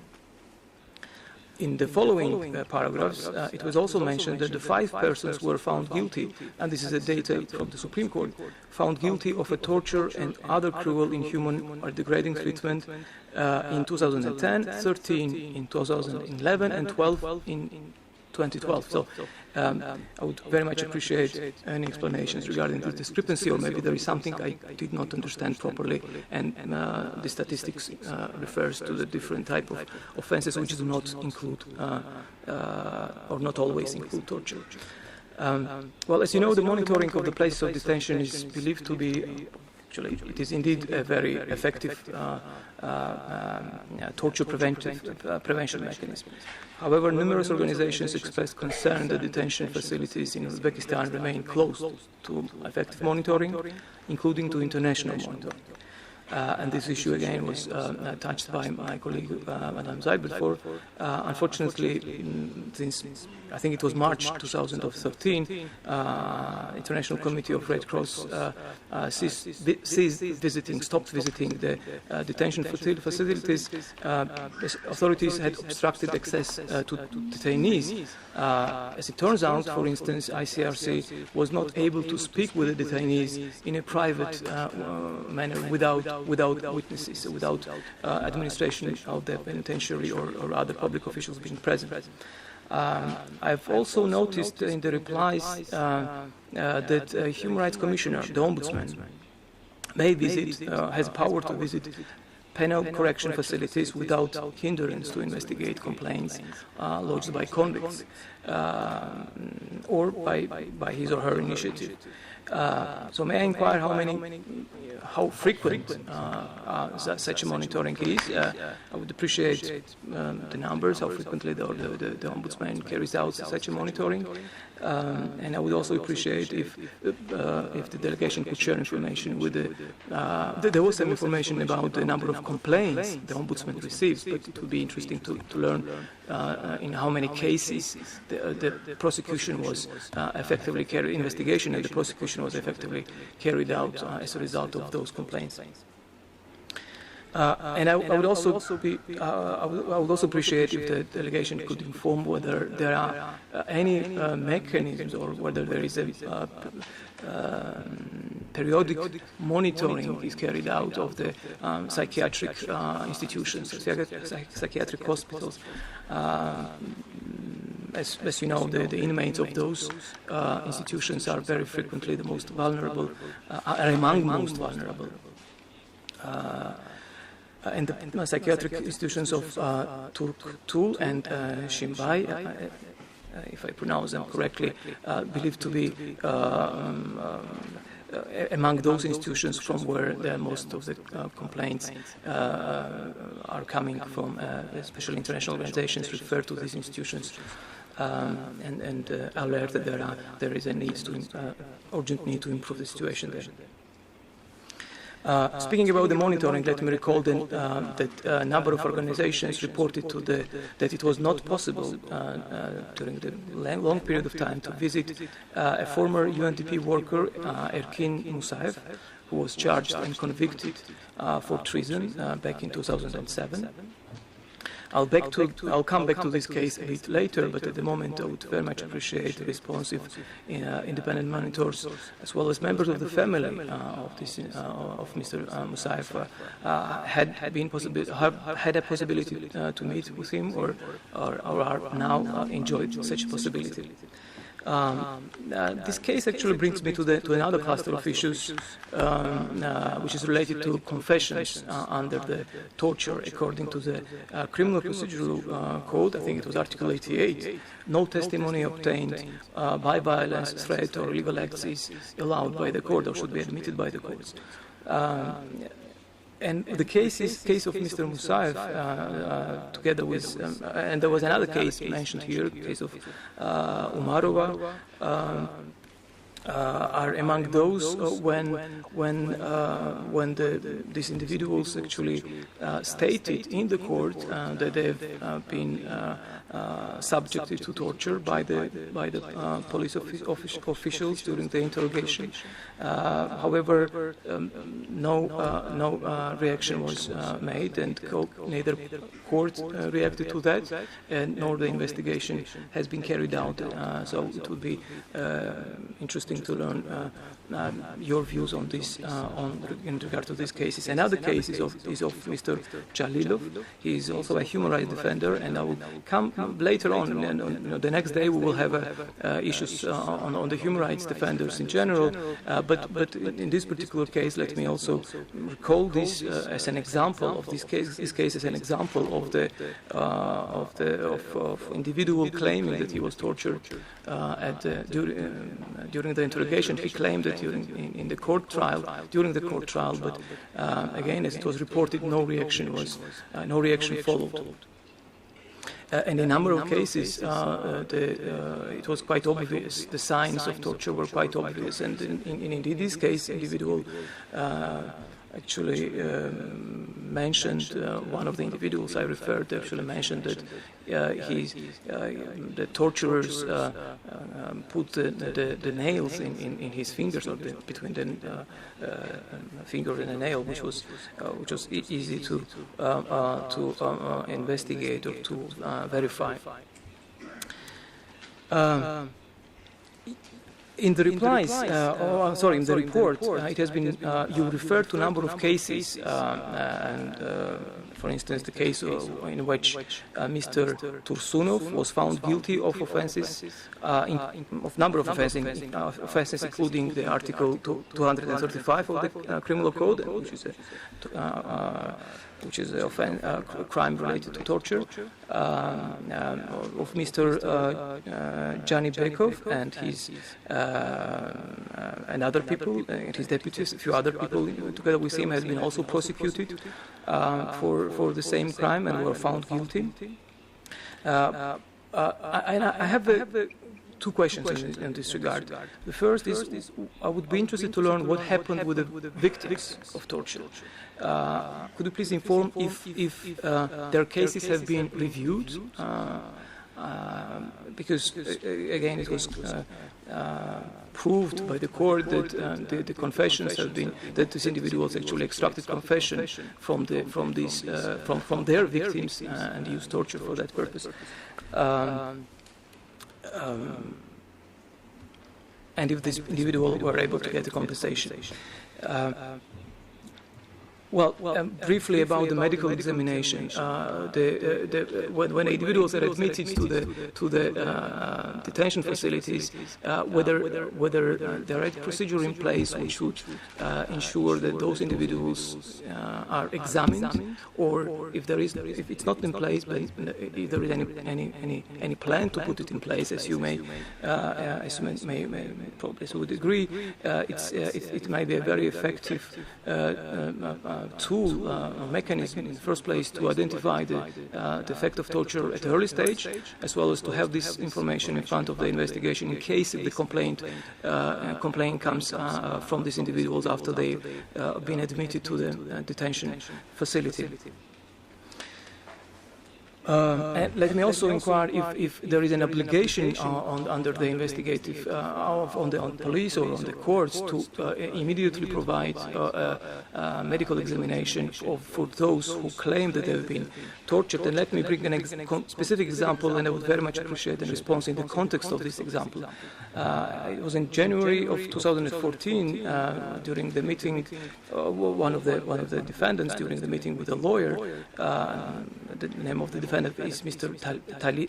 Tilayev, reported the bleeding in his right ear, and said that he was forced to stand for 4 hours under the dripping water, which caused severe headaches, and the torturers again stuck a needle between the fingers and the nail. The same day, the lawyer requested forensic medical examination, but received response only on March 5th of March. Saying that an inquiry had been sent to the CISO administration, which is a detention facility. Mr. Tlaev later confirmed that medical examination had taken place, but he didn't know the outcome. And conclusions, it was reported that conclusions of these medical examinations are not in the file of the case. Despite of all that, Mr. Tlaev was sentenced to 8 years in prison in March of 2014.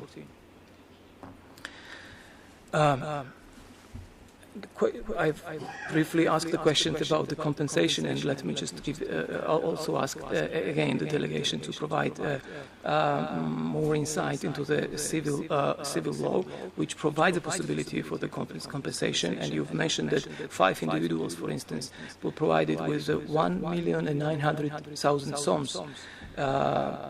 Which is about, I guess, a few $100s for the.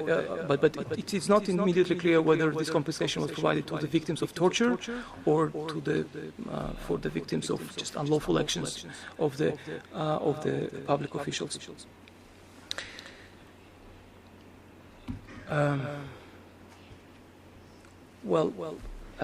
I think I would stop at this stage, bearing in mind that tomorrow we can come with the follow-up questions as well as we'll continue the dialogue tomorrow with the delegation and provide the delegation with the possibility to respond to so many questions. And thank you very much in advance. Thank you very much. Maintenant, je passe la parole à And I give the floor to Merci beaucoup, Monsieur le Président. Et d'abord, je voulais souhaiter Mr. de Frouville. First of all, I'd like to thank the delegation for their periodic report and for their very detailed replies to the questions from the committee. And moreover, I'd like to thank it for the positive attitude it's shown in this dialogue, with a clear political determination to make progress in ensuring better compliance with the Covenant. I would just like to supplement very quickly on some of the points already raised today concerning issue 4, paragraph 23 of the replies. The state party says, and I quote, Il convient de souligner que, comme le montrent les études, les relations sexuelles entre noted that, as research shows, sexual relations between men are one of the reasons for the spread of HIV/AIDS, which poses a serious threat to public safety. Alors, ces propos me paraissent I think these are rather problematic assertions in light of the medical, rather questionable evidence on which they seem to be based, and also the insinuations here. And I would like further clarifications from the State Party. And I would like to know how the State Party thinks it can combat discrimination based on sexual orientation while including such allegations in its official report. I would also like to ask a question somewhat related to issue 9 concerning deaths in prison. I'm looking forward to hearing replies from the delegation concerning the questions asked by my colleague, Mr. Bouzid. I would like to ask in particular about the types of offences that these people were convicted of and the reasons why they were sent to prisons. There are 3 types of offences mentioned here, at least for the first 2 individuals described in paragraphs 65 to 68. Attacks on the constitutional order of Uzbekistan, production or distribution of material that endangers public order and security, and formation, leadership or membership of religious extremist, separatist, fundamentalist, or other banned organizations, or participation in their activities. I would like to know what sort of actual actions are covered by these charges in the cases of the 2 individuals concerned, and what sort of link one can make between these accusations and the prison sentences applied in each of the cases, because I think in each case the individual was sentenced to 6 16 years. 16 years and 6 months deprivation of liberty for the first, which is a very heavy sentence for offences that basically seem to relate to issues of a certain type of discourse, speech, certain words that were used, or certain types of associations. Thank you very much, Mr. Chairperson. Merci beaucoup. Chair, thank you very much. Mr. Olivier de Frouville. I will pass the floor to Ms. Cleveland. Ms. Cleveland, please. Thank you, Mr. Chairperson. Just very briefly, I would like to augment my colleagues' questions regarding discrimination, to ask the delegation whether or not it can provide the committee with information relating to allegations that persons with disabilities in the criminal justice system are subjected to discrimination in the sense that they have their papers that entitle them to disabilities benefits of various forms withdrawn, and they therefore lose whatever benefits that they would be entitled to in the criminal justice system. Thank you. Thank you so much. Bien. Well, I think this is time to take a break and to give the delegation time to prepare its replies, of course. Many questions have been asked, very important ones. So thus we will suspend for 15 minutes until 5:05. And the delegation can start its replies at that time. So we'll suspend the meeting until 5:05. Thank you.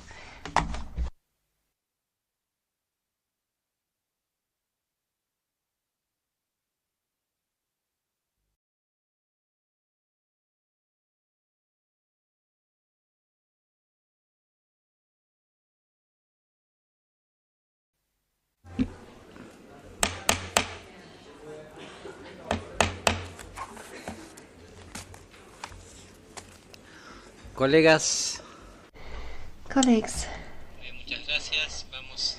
thank you very much. We will now resume our dialogue with the state of Uzbekistan. Many questions have been put to the delegation. Of course, the delegation may provide information in writing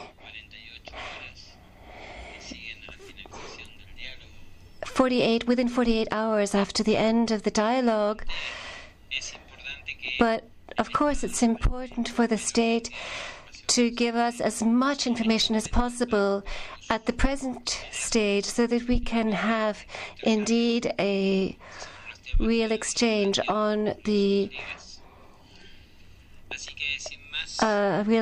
of views on the issues that have been raised by members of the committee. Without further delay, I will give the floor to the distinguished head of the delegation, Ambassador Mr. Jazimov, to assign various members of his delegation to answer some of the questions. Thank you, Chairman Salvioli. Thank you, distinguished members of the committee. We listened very attentively indeed to your questions, and I'm grateful to you for having read through our national reports quite so carefully, to have carried out an in-depth analysis of the work conducted. At the same time, in your questions, you mentioned alternative reports. I would like to say that we too read all of the alternative reports which were submitted. There were many issues raised in them, and we will try to start to answer some of your questions now, and the rest we will carry on to answer tomorrow morning. I have a request, Mr. Salvioli, if I may. We were not able to note down some of the questions and some of the names which were mentioned as well. We couldn't really understand some of the cases, some of the names. So if you could possibly provide us with the names, and then tomorrow in writing we'll be able to give you a response on all of the individuals mentioned. We can do so in writing if necessary. If we can, we'll do it here tomorrow morning. If not, we'll do it in writing, because it's very difficult for some members of the committee, I know, to pronounce the Uzbek names. So I really would like to have them in writing to clarify that, please. So the questions put by the distinguished members of the committee have been divided up into blocks or clusters by us. And so the first cluster is on the National Action Plan and its implementation, and also the status of the Interdepartmental Working Group on the protection of human rights. These questions will be answered by a member of the committee, Ms. Janova. Thank you very much. Good afternoon, distinguished members of the committee. I'm going to try to be as brief as possible because we really do want to try to answer as many questions as possible. So I'll try to be as laconic as possible in my answers. So, to implement the recommendations following the third periodic national report of Uzbekistan by a committee in 2010, we developed a national action plan providing for a series of measures to implement the recommendations of the committee. In the National Action Plan, we work together with representatives of state bodies and institutions of civil society. And we confirmed this National Action Plan in the Interdepartmental Working Group to study compliance with human rights obligations. And the National Action Plan, which was approved, was then disseminated to all executive authorities. And as a result, we presented the work to the members of the committee. It's quite a substantive document. As a result of all of the measures adopted, we saw the impact, positive impact in all sectors. Civil society was active, and state bodies as well were active. It's very important to note that in implementing the National Action Plan, in the committee, the Interdepartmental Working Group was approved. There was a resolution of the government passed in 2012 on improving the activities of the Interdepartmental Working Group on the implementation of the recommendations of 6 treaty bodies, and so the Interdepartmental Working Group, headed by the Ministry of Justice, was entrusted with the task of reviewing complaints on torture. I would note that all complaints, all communications which come to your committee are also examined. They're also subject to examination by our Interdepartmental Working Group. In the Interdepartmental Working Group, we have 33 organizations, including civil society organizations. They are broadly involved in our work. Then, the Interdepartmental Working Group conducts monitoring of the implementation of all of the recommendations. In November 2014, at the Interdepartmental Working Group, we confirmed the National Action Plan for the implementation of the recommendations of the Human Rights Council following the second UPR of Uzbekistan. The plan is very broad in scope, it's very detailed, and this is now being implemented. There was a huge amount of preparatory work before the plan was adopted. There were international conferences, there were seminars. We heard the opinion of absolutely all stakeholders, all interested parties. And now, on the questions as to the situation of the Luli Roma. Well, there's the issue of discrimination, which we will go into more detail on later on, but I'd just like to deal with the particular situation of the Luli Roma in Uzbekistan. In Uzbekistan, there is no discrimination, not only against the Luli Roma, but in legislative terms, there's no discrimination against anyone. And we have the Center for the Study of Public Opinion, which is a non-governmental organization, and it conducted a sociological study questioning the Roma themselves, and we saw that 98% of them, of respondents, said that there was no kind of infringement of their rights, or restriction of their rights by the state. And on religious affiliation, these Roma, the Luli, as we call them in Uzbekistan, are 99% Muslim. So, just to be very brief, and their living conditions, 92% of the respondents said that they had their own homes. They live in their own homes.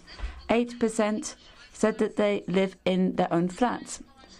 And you look at their income, their material situation, they're sort of medium in terms. 60% said that they had sufficient means of subsistence on access to education. It's absolutely the same as for any other citizen of Uzbekistan.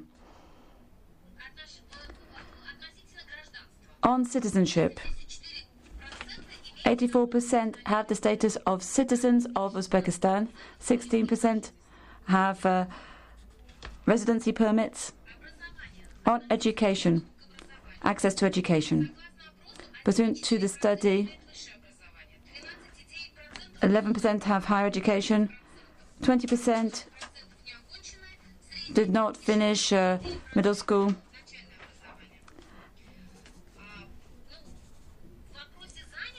On employment, well, there they said that they are all employed in the service sector. They might be entrepreneurs and so on and so forth. So, then to turn to cooperation with international organizations, the ILO in particular. Well, here there was a very sensitive issue raised on eliminating child labor and forced labor.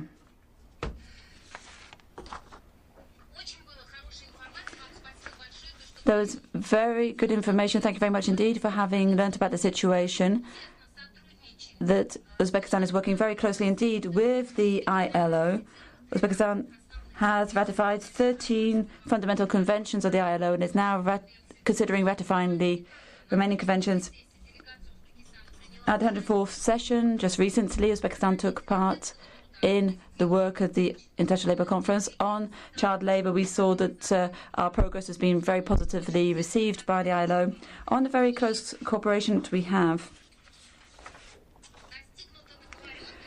achieved agreement with ILO that we will conduct a survey on labour conditions, in particular in the agricultural sector. In August 2015, we plan to organize a major international conference in Tashkent. At this conference, we will discuss the results of this survey. And we believe that when we look at the results, we'll be able to then develop the corresponding measures within the government to make sure that we directly require the implementation of all the legislation of Uzbekistan on a prohibition on forced labour in the Republic of Uzbekistan. Then, on the question of sterilisation.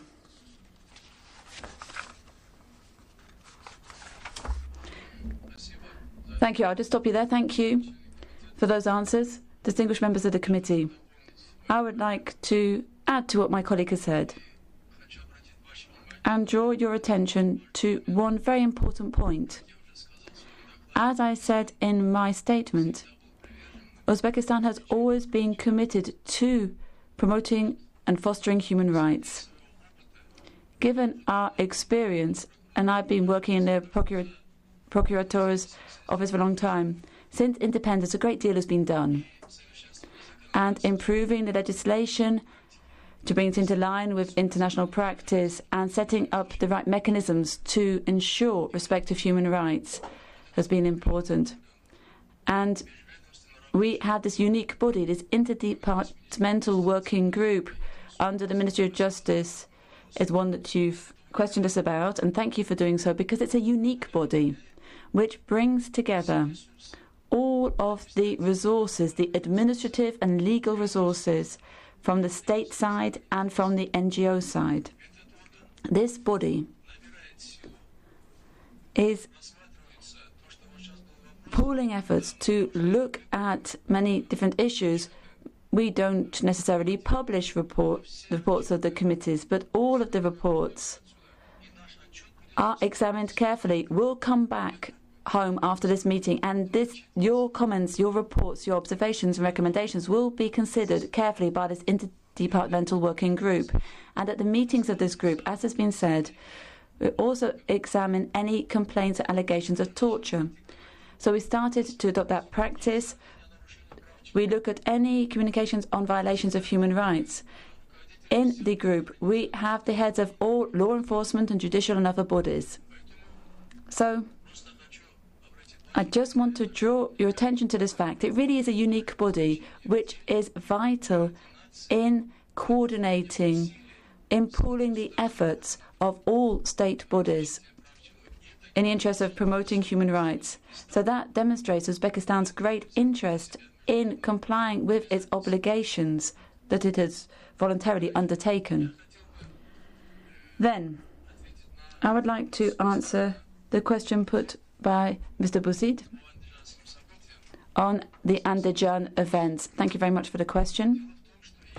Well, the fact is that I personally took part in the investigations into the Andijan events. I was the state prosecutor when in the Supreme Court there were the 15 leaders of the religious extremist organization Akramilar. There were 3 districts of Uzbekistan which had to come together. They wanted to come together to introduce a caliphate in these 3 districts or regions of Uzbekistan. It's an extremist religious organization, Akramilar, which wanted to do this, was pursuing this objective. Mr. Buzid, when we look at the Andijan events, when I was before the Committee Against Torture, I said that our position is that an independent international investigation is something that we're not going to discuss in Uzbekistan. I can explain to you why. In 2006, in December, upon the request of the EU countries and the OSCE, we had a large group of experts that came to Uzbekistan. And I'm sure that you've read the report of this. Headed by Pekka Onninen from Finland.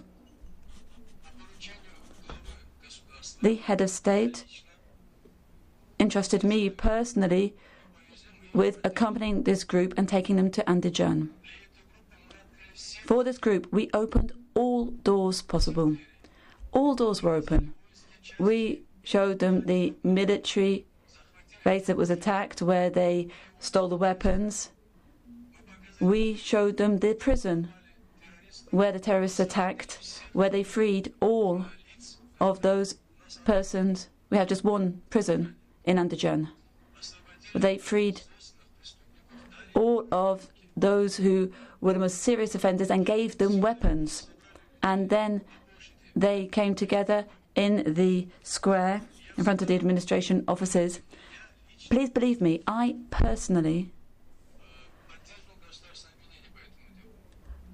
supported the state prosecution. I was a prosecutor on this, and we had video material, video footage, which was shot by the terrorists themselves. There are 2 cameras. In the square, there were foreign journalists as well. And there's a question here on disproportionate use of force, use of weapons. Well, my question is, if it's disproportionate use of force, why is it that not one single correspondent or journalist died? How can that be the case? How did they remain alive if there was disproportionate use of firearms of force? And why, in that case, did the terrorists not record that fact? Why didn't they record this? Of how they shot, there's no video footage of it. We showed all of this. It was an open trial with diplomatic representatives. They saw everything. They saw the video footage. When Pekka Onninen visited all the sites,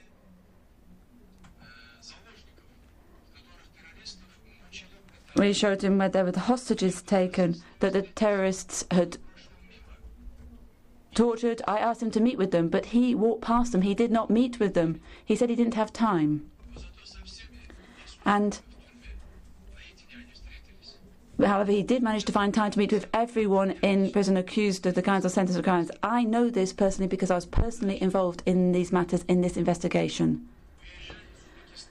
And then on leaving Uzbekistan, Pekka Oininen, the head of that delegation, conducted an interview. He gave an interview, and a question was put to him by the BBC. On the 15th of December 2006, said, "You met with prisoners." The answer, "No, we didn't meet with any prisoners in Andijan. Members of the Commission met with prisoners in Tashkent."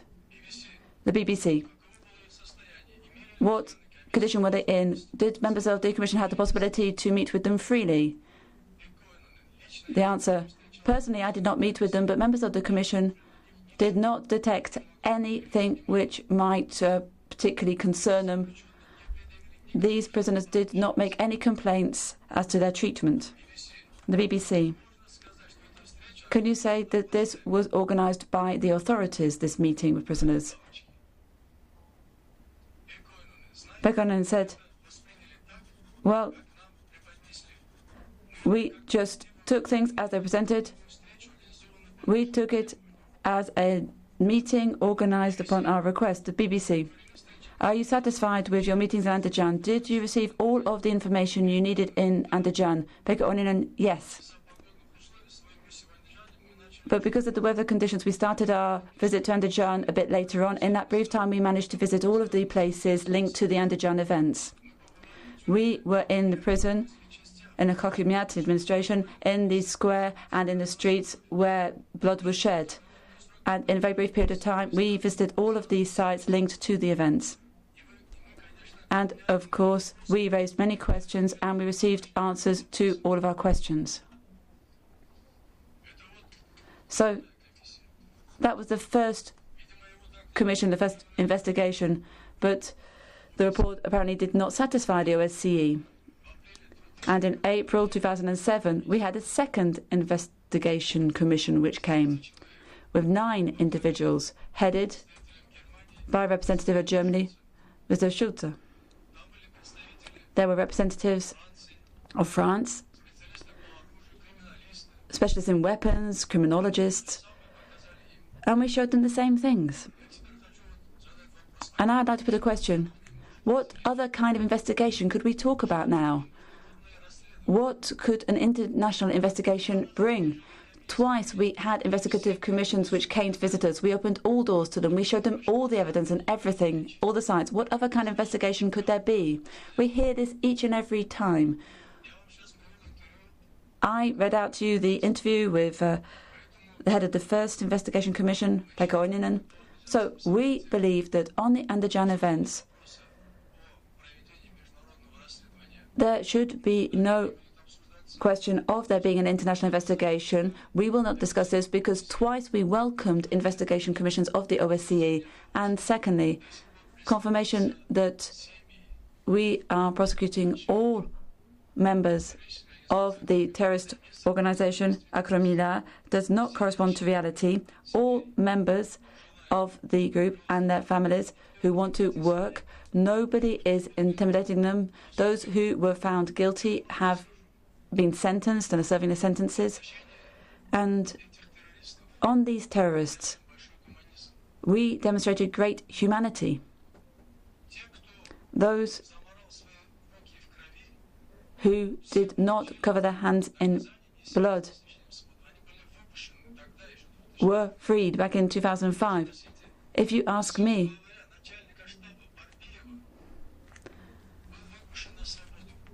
the Papiev was freed. The son of Papiev, who headed this terrorist act, who was the leader of it, was left free. So we showed humanity. How could we show more humanity? What kind of intimidation or persecution can you talk about in that case? Name just one family member or somebody who was a member of a Kromila, who has not received a job, who has been persecuted, who has been discriminated against. Give us the facts and we will check them. So, once again, I'd underscore that the Andijan events, for us, is a closed matter, and we do not intend to return to it. Thank you.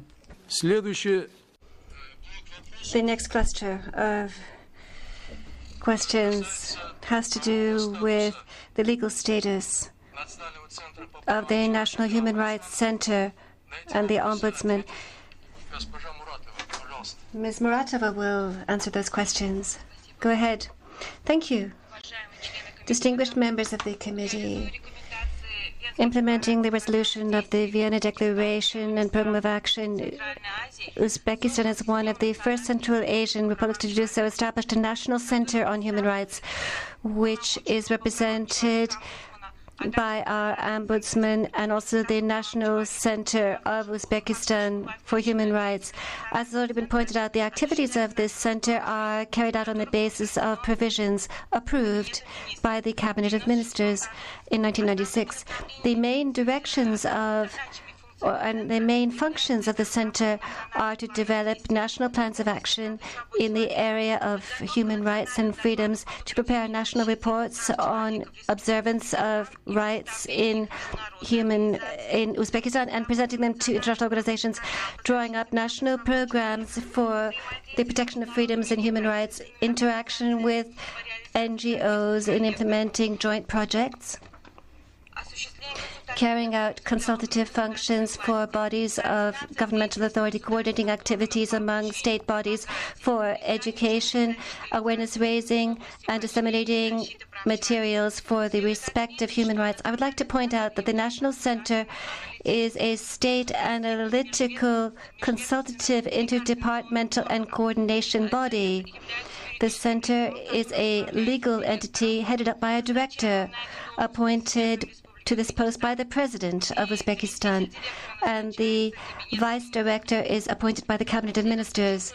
I would like to stress that the activities of the National Center of Uzbekistan for Human Rights corresponds to the Paris Principles, and in terms of its goals and functions, it is intended to promote human rights, to consult with the government on questions of human rights protection, to consult with legislators, and to accept complaints and statements from the general populace.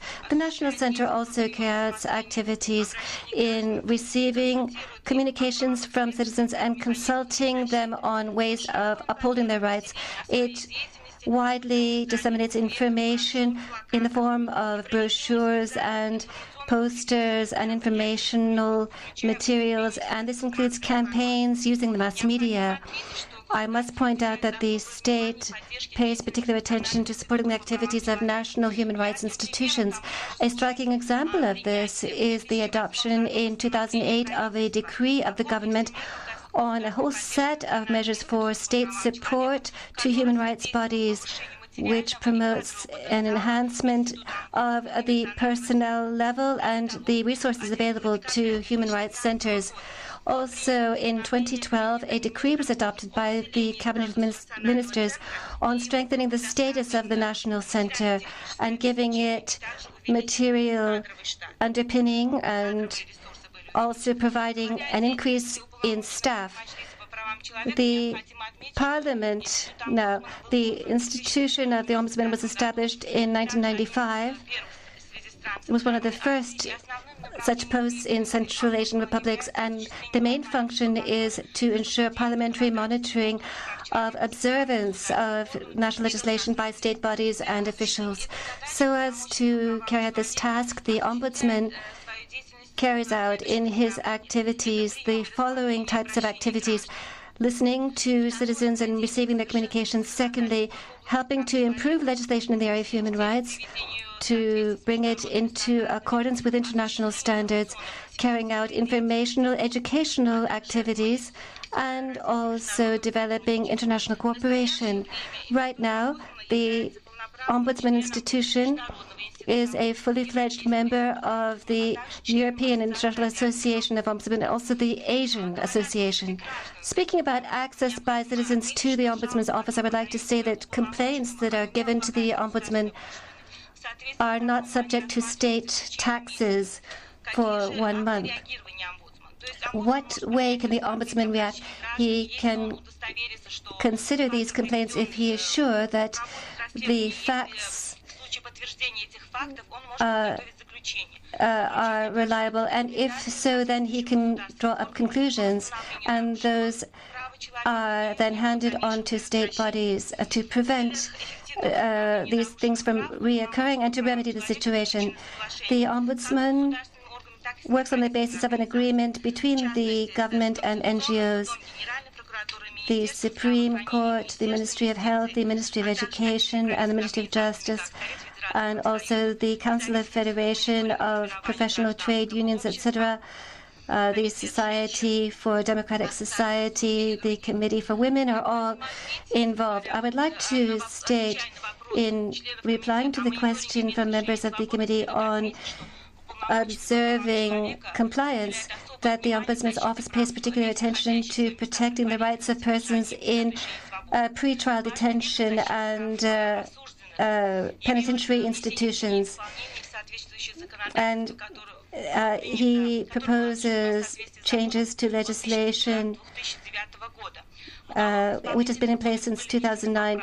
The Civil Code has been amended, therefore, and there's no censorship that is applied. Concerning deprivation of liberty facilities, they must give all conditions for unhindered access by the Ombudsman.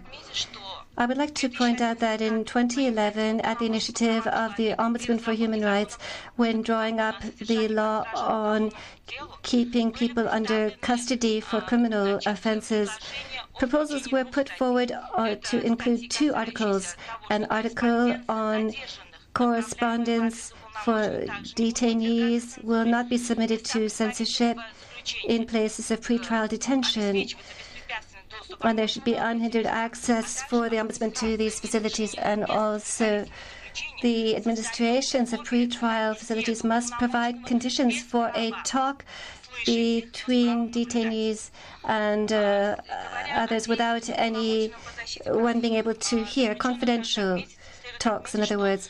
Also, we should point out that the Ombudsman carries out monitoring of cases of deprivation of liberty on an annual basis. On average, 4 to 5 such monitoring events are organized for the Ombudsman.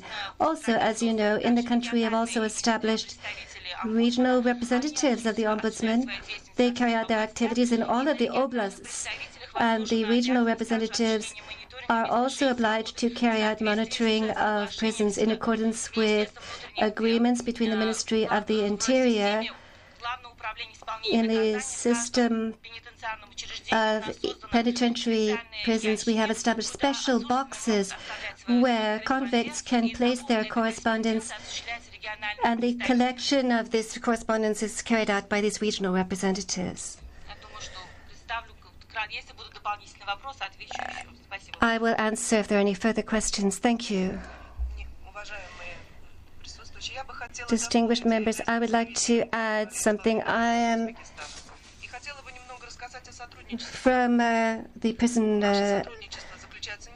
authority. Our cooperation only has to do with correspondence. We do a lot of educational work, both with the staff of prisons and the general populace, so that people know about their rights as enshrined in legislation. I would also like to say that in accordance, together with the Ombudsman, we also participate in considering complaints and statements. Statements which are provided by citizens are particularly interesting. In these complaints, people talk about problems or things that don't suit them, and then we try to come up with an appropriate solution in each case. Just briefly, thank you.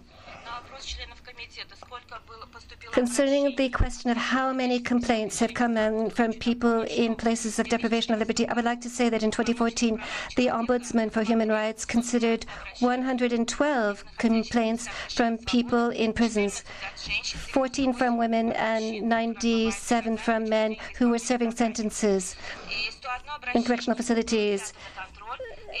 And it was possible to restore the rights in 4 cases of the convicts. Thank you. Head of Delegation, distinguished members of the committee, one cluster of issues had to do with trafficking in persons. There was a detailed analysis done of the data, and a number of questions were asked, and we'll try to answer those now. You all know full well that trafficking in persons is one of the most widespread transnational phenomena in the world. There's no country acting alone that can tackle this phenomenon. All countries need to struggle together. Uzbekistan ratified the Convention on Trafficking in Persons in 2003, and following that, we adopted a law on combating trafficking. We established a legislative base. In other words, in this law, for the first time,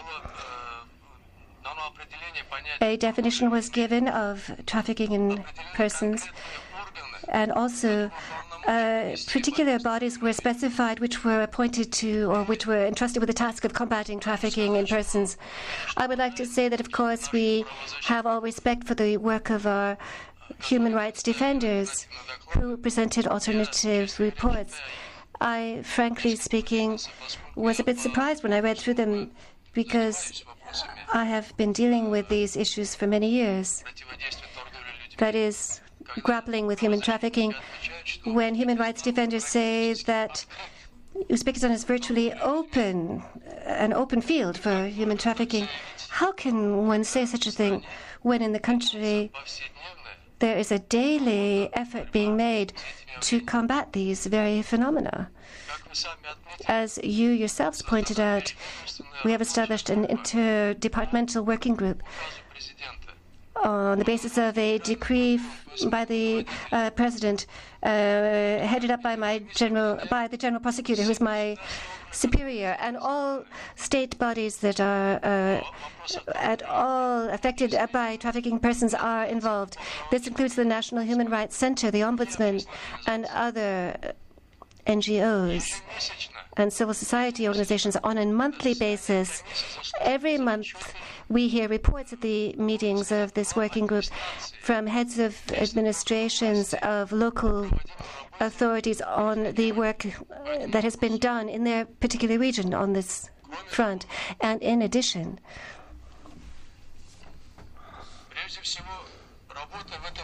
above all, work along these lines, and here I'd like to draw your attention to the fact that we didn't just decide on this struggle spontaneously on a whim. We tried to, first of all, detect the reasons for human trafficking, because any crime can be fought most effectively by determining its causes. On that basis, we then developed the plan of work for the future. I'd like to point out that the new plan of action of the government on combating human trafficking has been drawn up. The second thing we work on is adopting measures of a legislative, administrative, and organizational nature for establishing institutional foundations for waging this struggle. As I already said, the Commission brings in the Ministry of the Interior, the General Prosecutor's Office, the security agencies, and other relevant bodies. The third pillar here is reducing the risk of citizens becoming victims of human trafficking. So this is one of the most important thrusts in our work, and I'll give you more details on that. And fourth, the social rehabilitation of victims of human trafficking. So in particular, I would like to give you figures. for the last 4 years as to which measures have been adopted to combat human trafficking and to reduce the risks that people will become victims of human trafficking. More than 4.5 million manuals and booklets have been produced on human trafficking. 4.5 million. As a part of the implementation of the National Plan of Action, we have carried out 33,000 activities, and many of those involving the mass media. Also, we have developed 300,000 posters, 337 banners. If you ever manage to go to Uzbekistan, Tashkent, and other parts of the country, you will immediately see these banners, these posters, which warn people and which just tell them that when they go abroad and they're given a job offer to work abroad, how they should behave and how they should react. These banners can be found everywhere, in every corner in our country, every street corner. In addition, we have prepared and shown a lot of films, and there have been shows in theaters in Tashkent. We have special shows that have been organized on this subject. And what's most important is that I would like to say that naturally combating these types of crimes is something that Uzbekistan cannot do alone. This is why we have very extensive links and ties with other countries. Our cooperating countries, our staff go abroad, they go to European countries and they learn European experience, and then they come back home enriched by that experience. We have developed interagency agreements and signed them for giving assistance to victims of trafficking. For example, just last year alone, as part of the interagency agreement in Uzbekistan, we were able to bring back more than 400 victims of human trafficking with the help of other foreign countries. And now, rehabilitation center. Yes, we have a rehabilitation center, as I said, where rehabilitation is provided for victims. I'm not going to give the figures because they're in the report, but I can just tell you one thing. It is in this center, indeed, that people who have truly been victims of human trafficking get all requisite assistance using state budgetary resources, psychological material, moral, financial support. Last year, as a way of finding jobs for victims of human trafficking, in the Labor Code, we have had a special article introduced to the effect that victims of human trafficking are in the category of people who are obligatorily to be hired. There cannot be any denial of a job being given to such a person if he applies for that post. So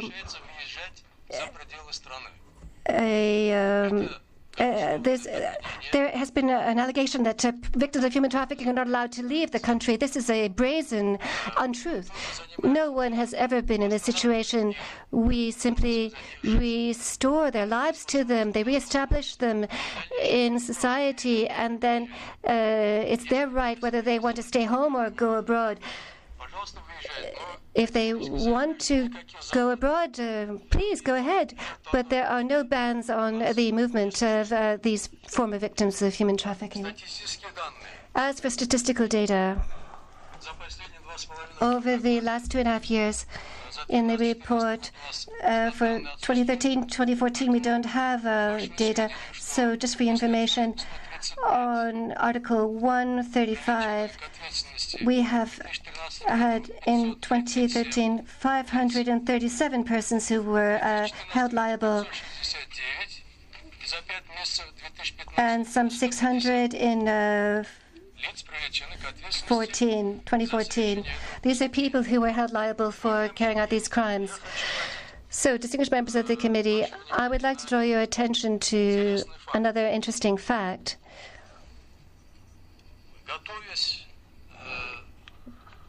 In preparing for the report's defense, I drew upon all my administrative resources to check the facts contained in the alternative reports.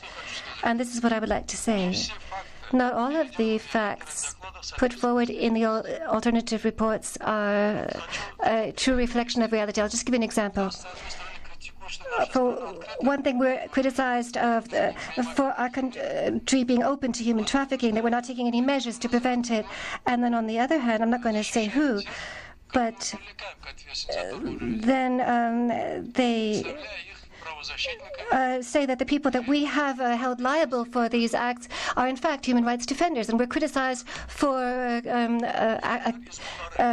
accusing these people. For example, a farmer from Bukhara, Mr. Yazakov, a former farmer.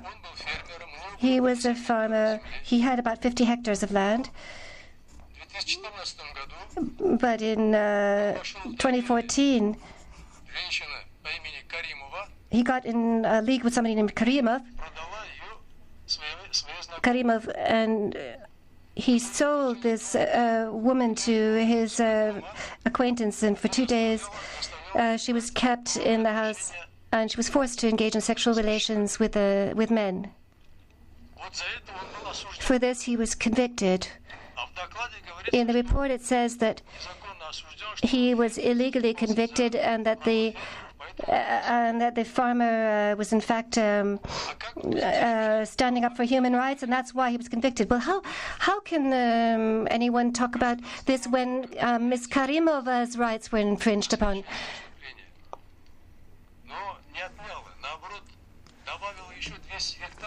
In fact,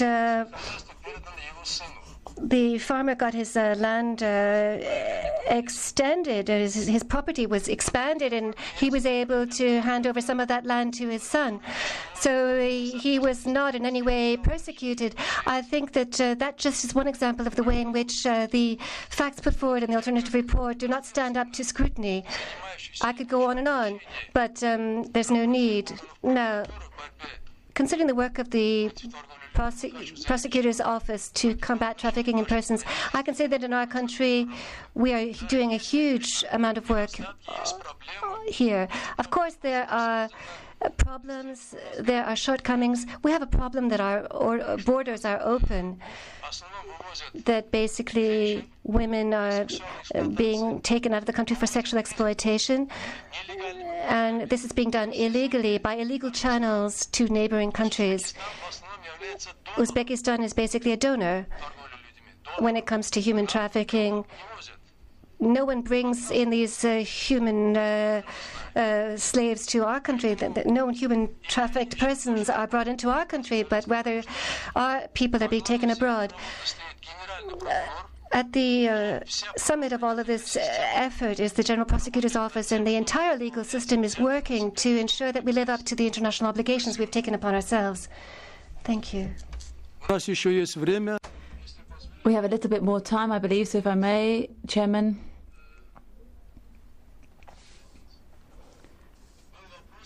Would like to answer the question on sterilization of women. This is one which has been raised many times over many years in our meetings, and so we will answer that question if we may, and then we'll move on to other questions if we have any time left. Thank you very much. On sterilization.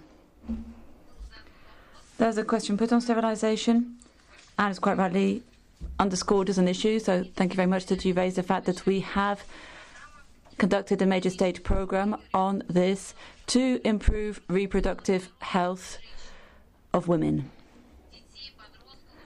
Children and adolescents are also paid great attention to in Uzbekistan under this program.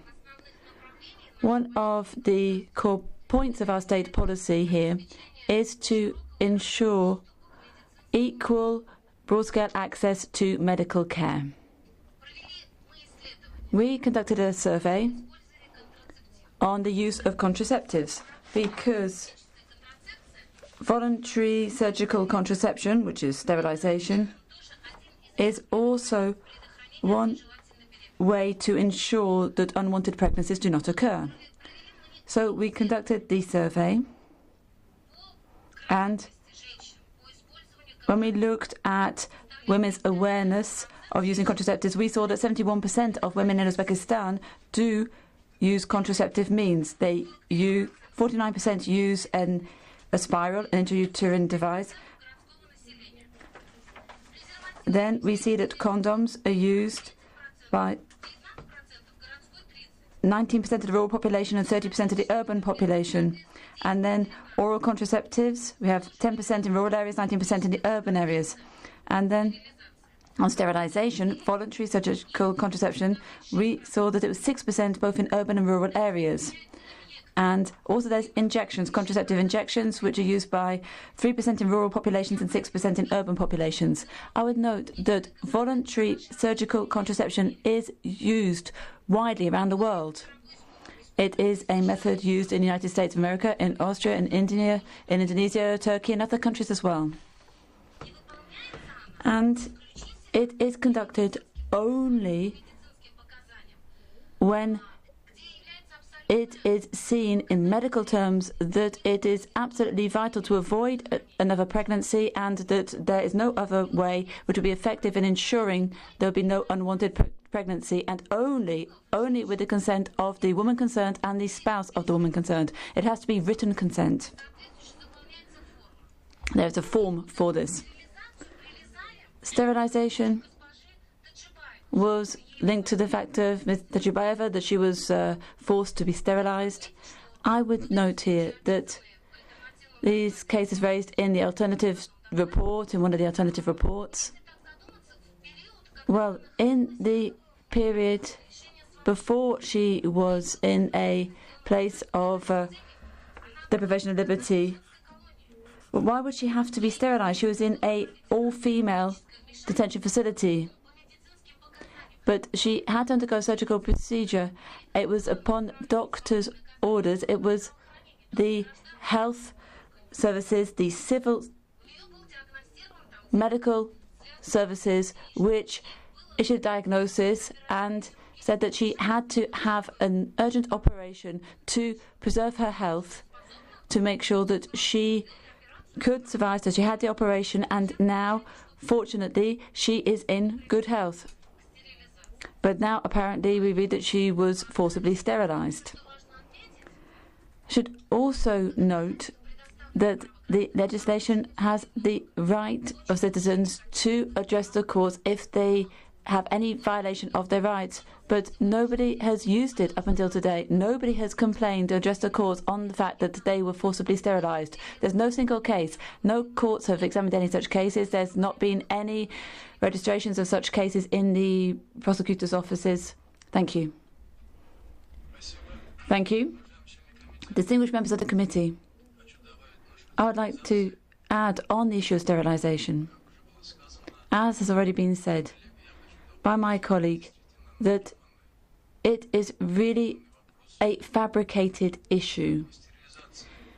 There is no sterilisation conducted in our country at all. Last year, when I answered questions on this, I brought with me an order from the Ministry of Health. I unfortunately didn't bring it with me today. And the form that women sign who want to make sure that they cannot fall pregnant and so voluntarily undergo surgical contraception procedures. So I brought that form with me.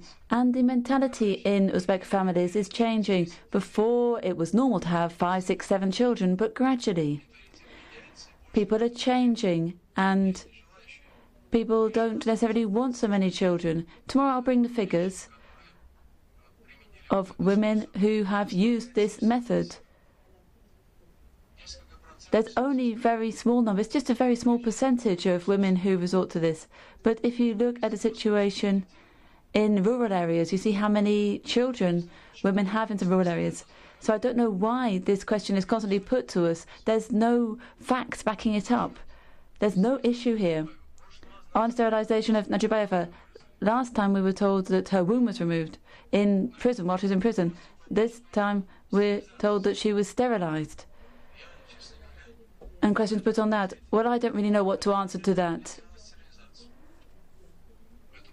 And so we need to clarify this, and perhaps we can provide additional information to you tomorrow. So, Chairman, I think that we've run out of time. And if that's the case, then perhaps we'll close proceedings, Chairman? Или продолжим? Or should we carry on with our answers? Мы готовы продолжать. We're prepared to carry on for as long as you like. We can carry on till 10 p.m. if you like. We can carry on. Чтобы ответить на все. So that we manage to answer all of your questions.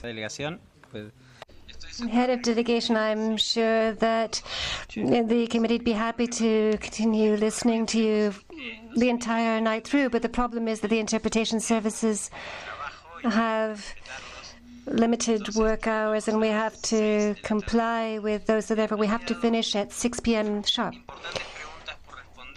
Major questions still need to be answered, particularly those relating to torture and cruel, inhuman, and degrading treatment. I'm sure that tomorrow morning we will focus on those issues. I would ask the delegation to try to cluster its answers in a period of no more than 20 minutes so that we can then go on to follow-up questions and then the second part of the list of issues. I would like to thank, of course, you for the information you are supplying us with, and we will adjourn now and see you tomorrow morning at 10 a.m. Meeting adjourned.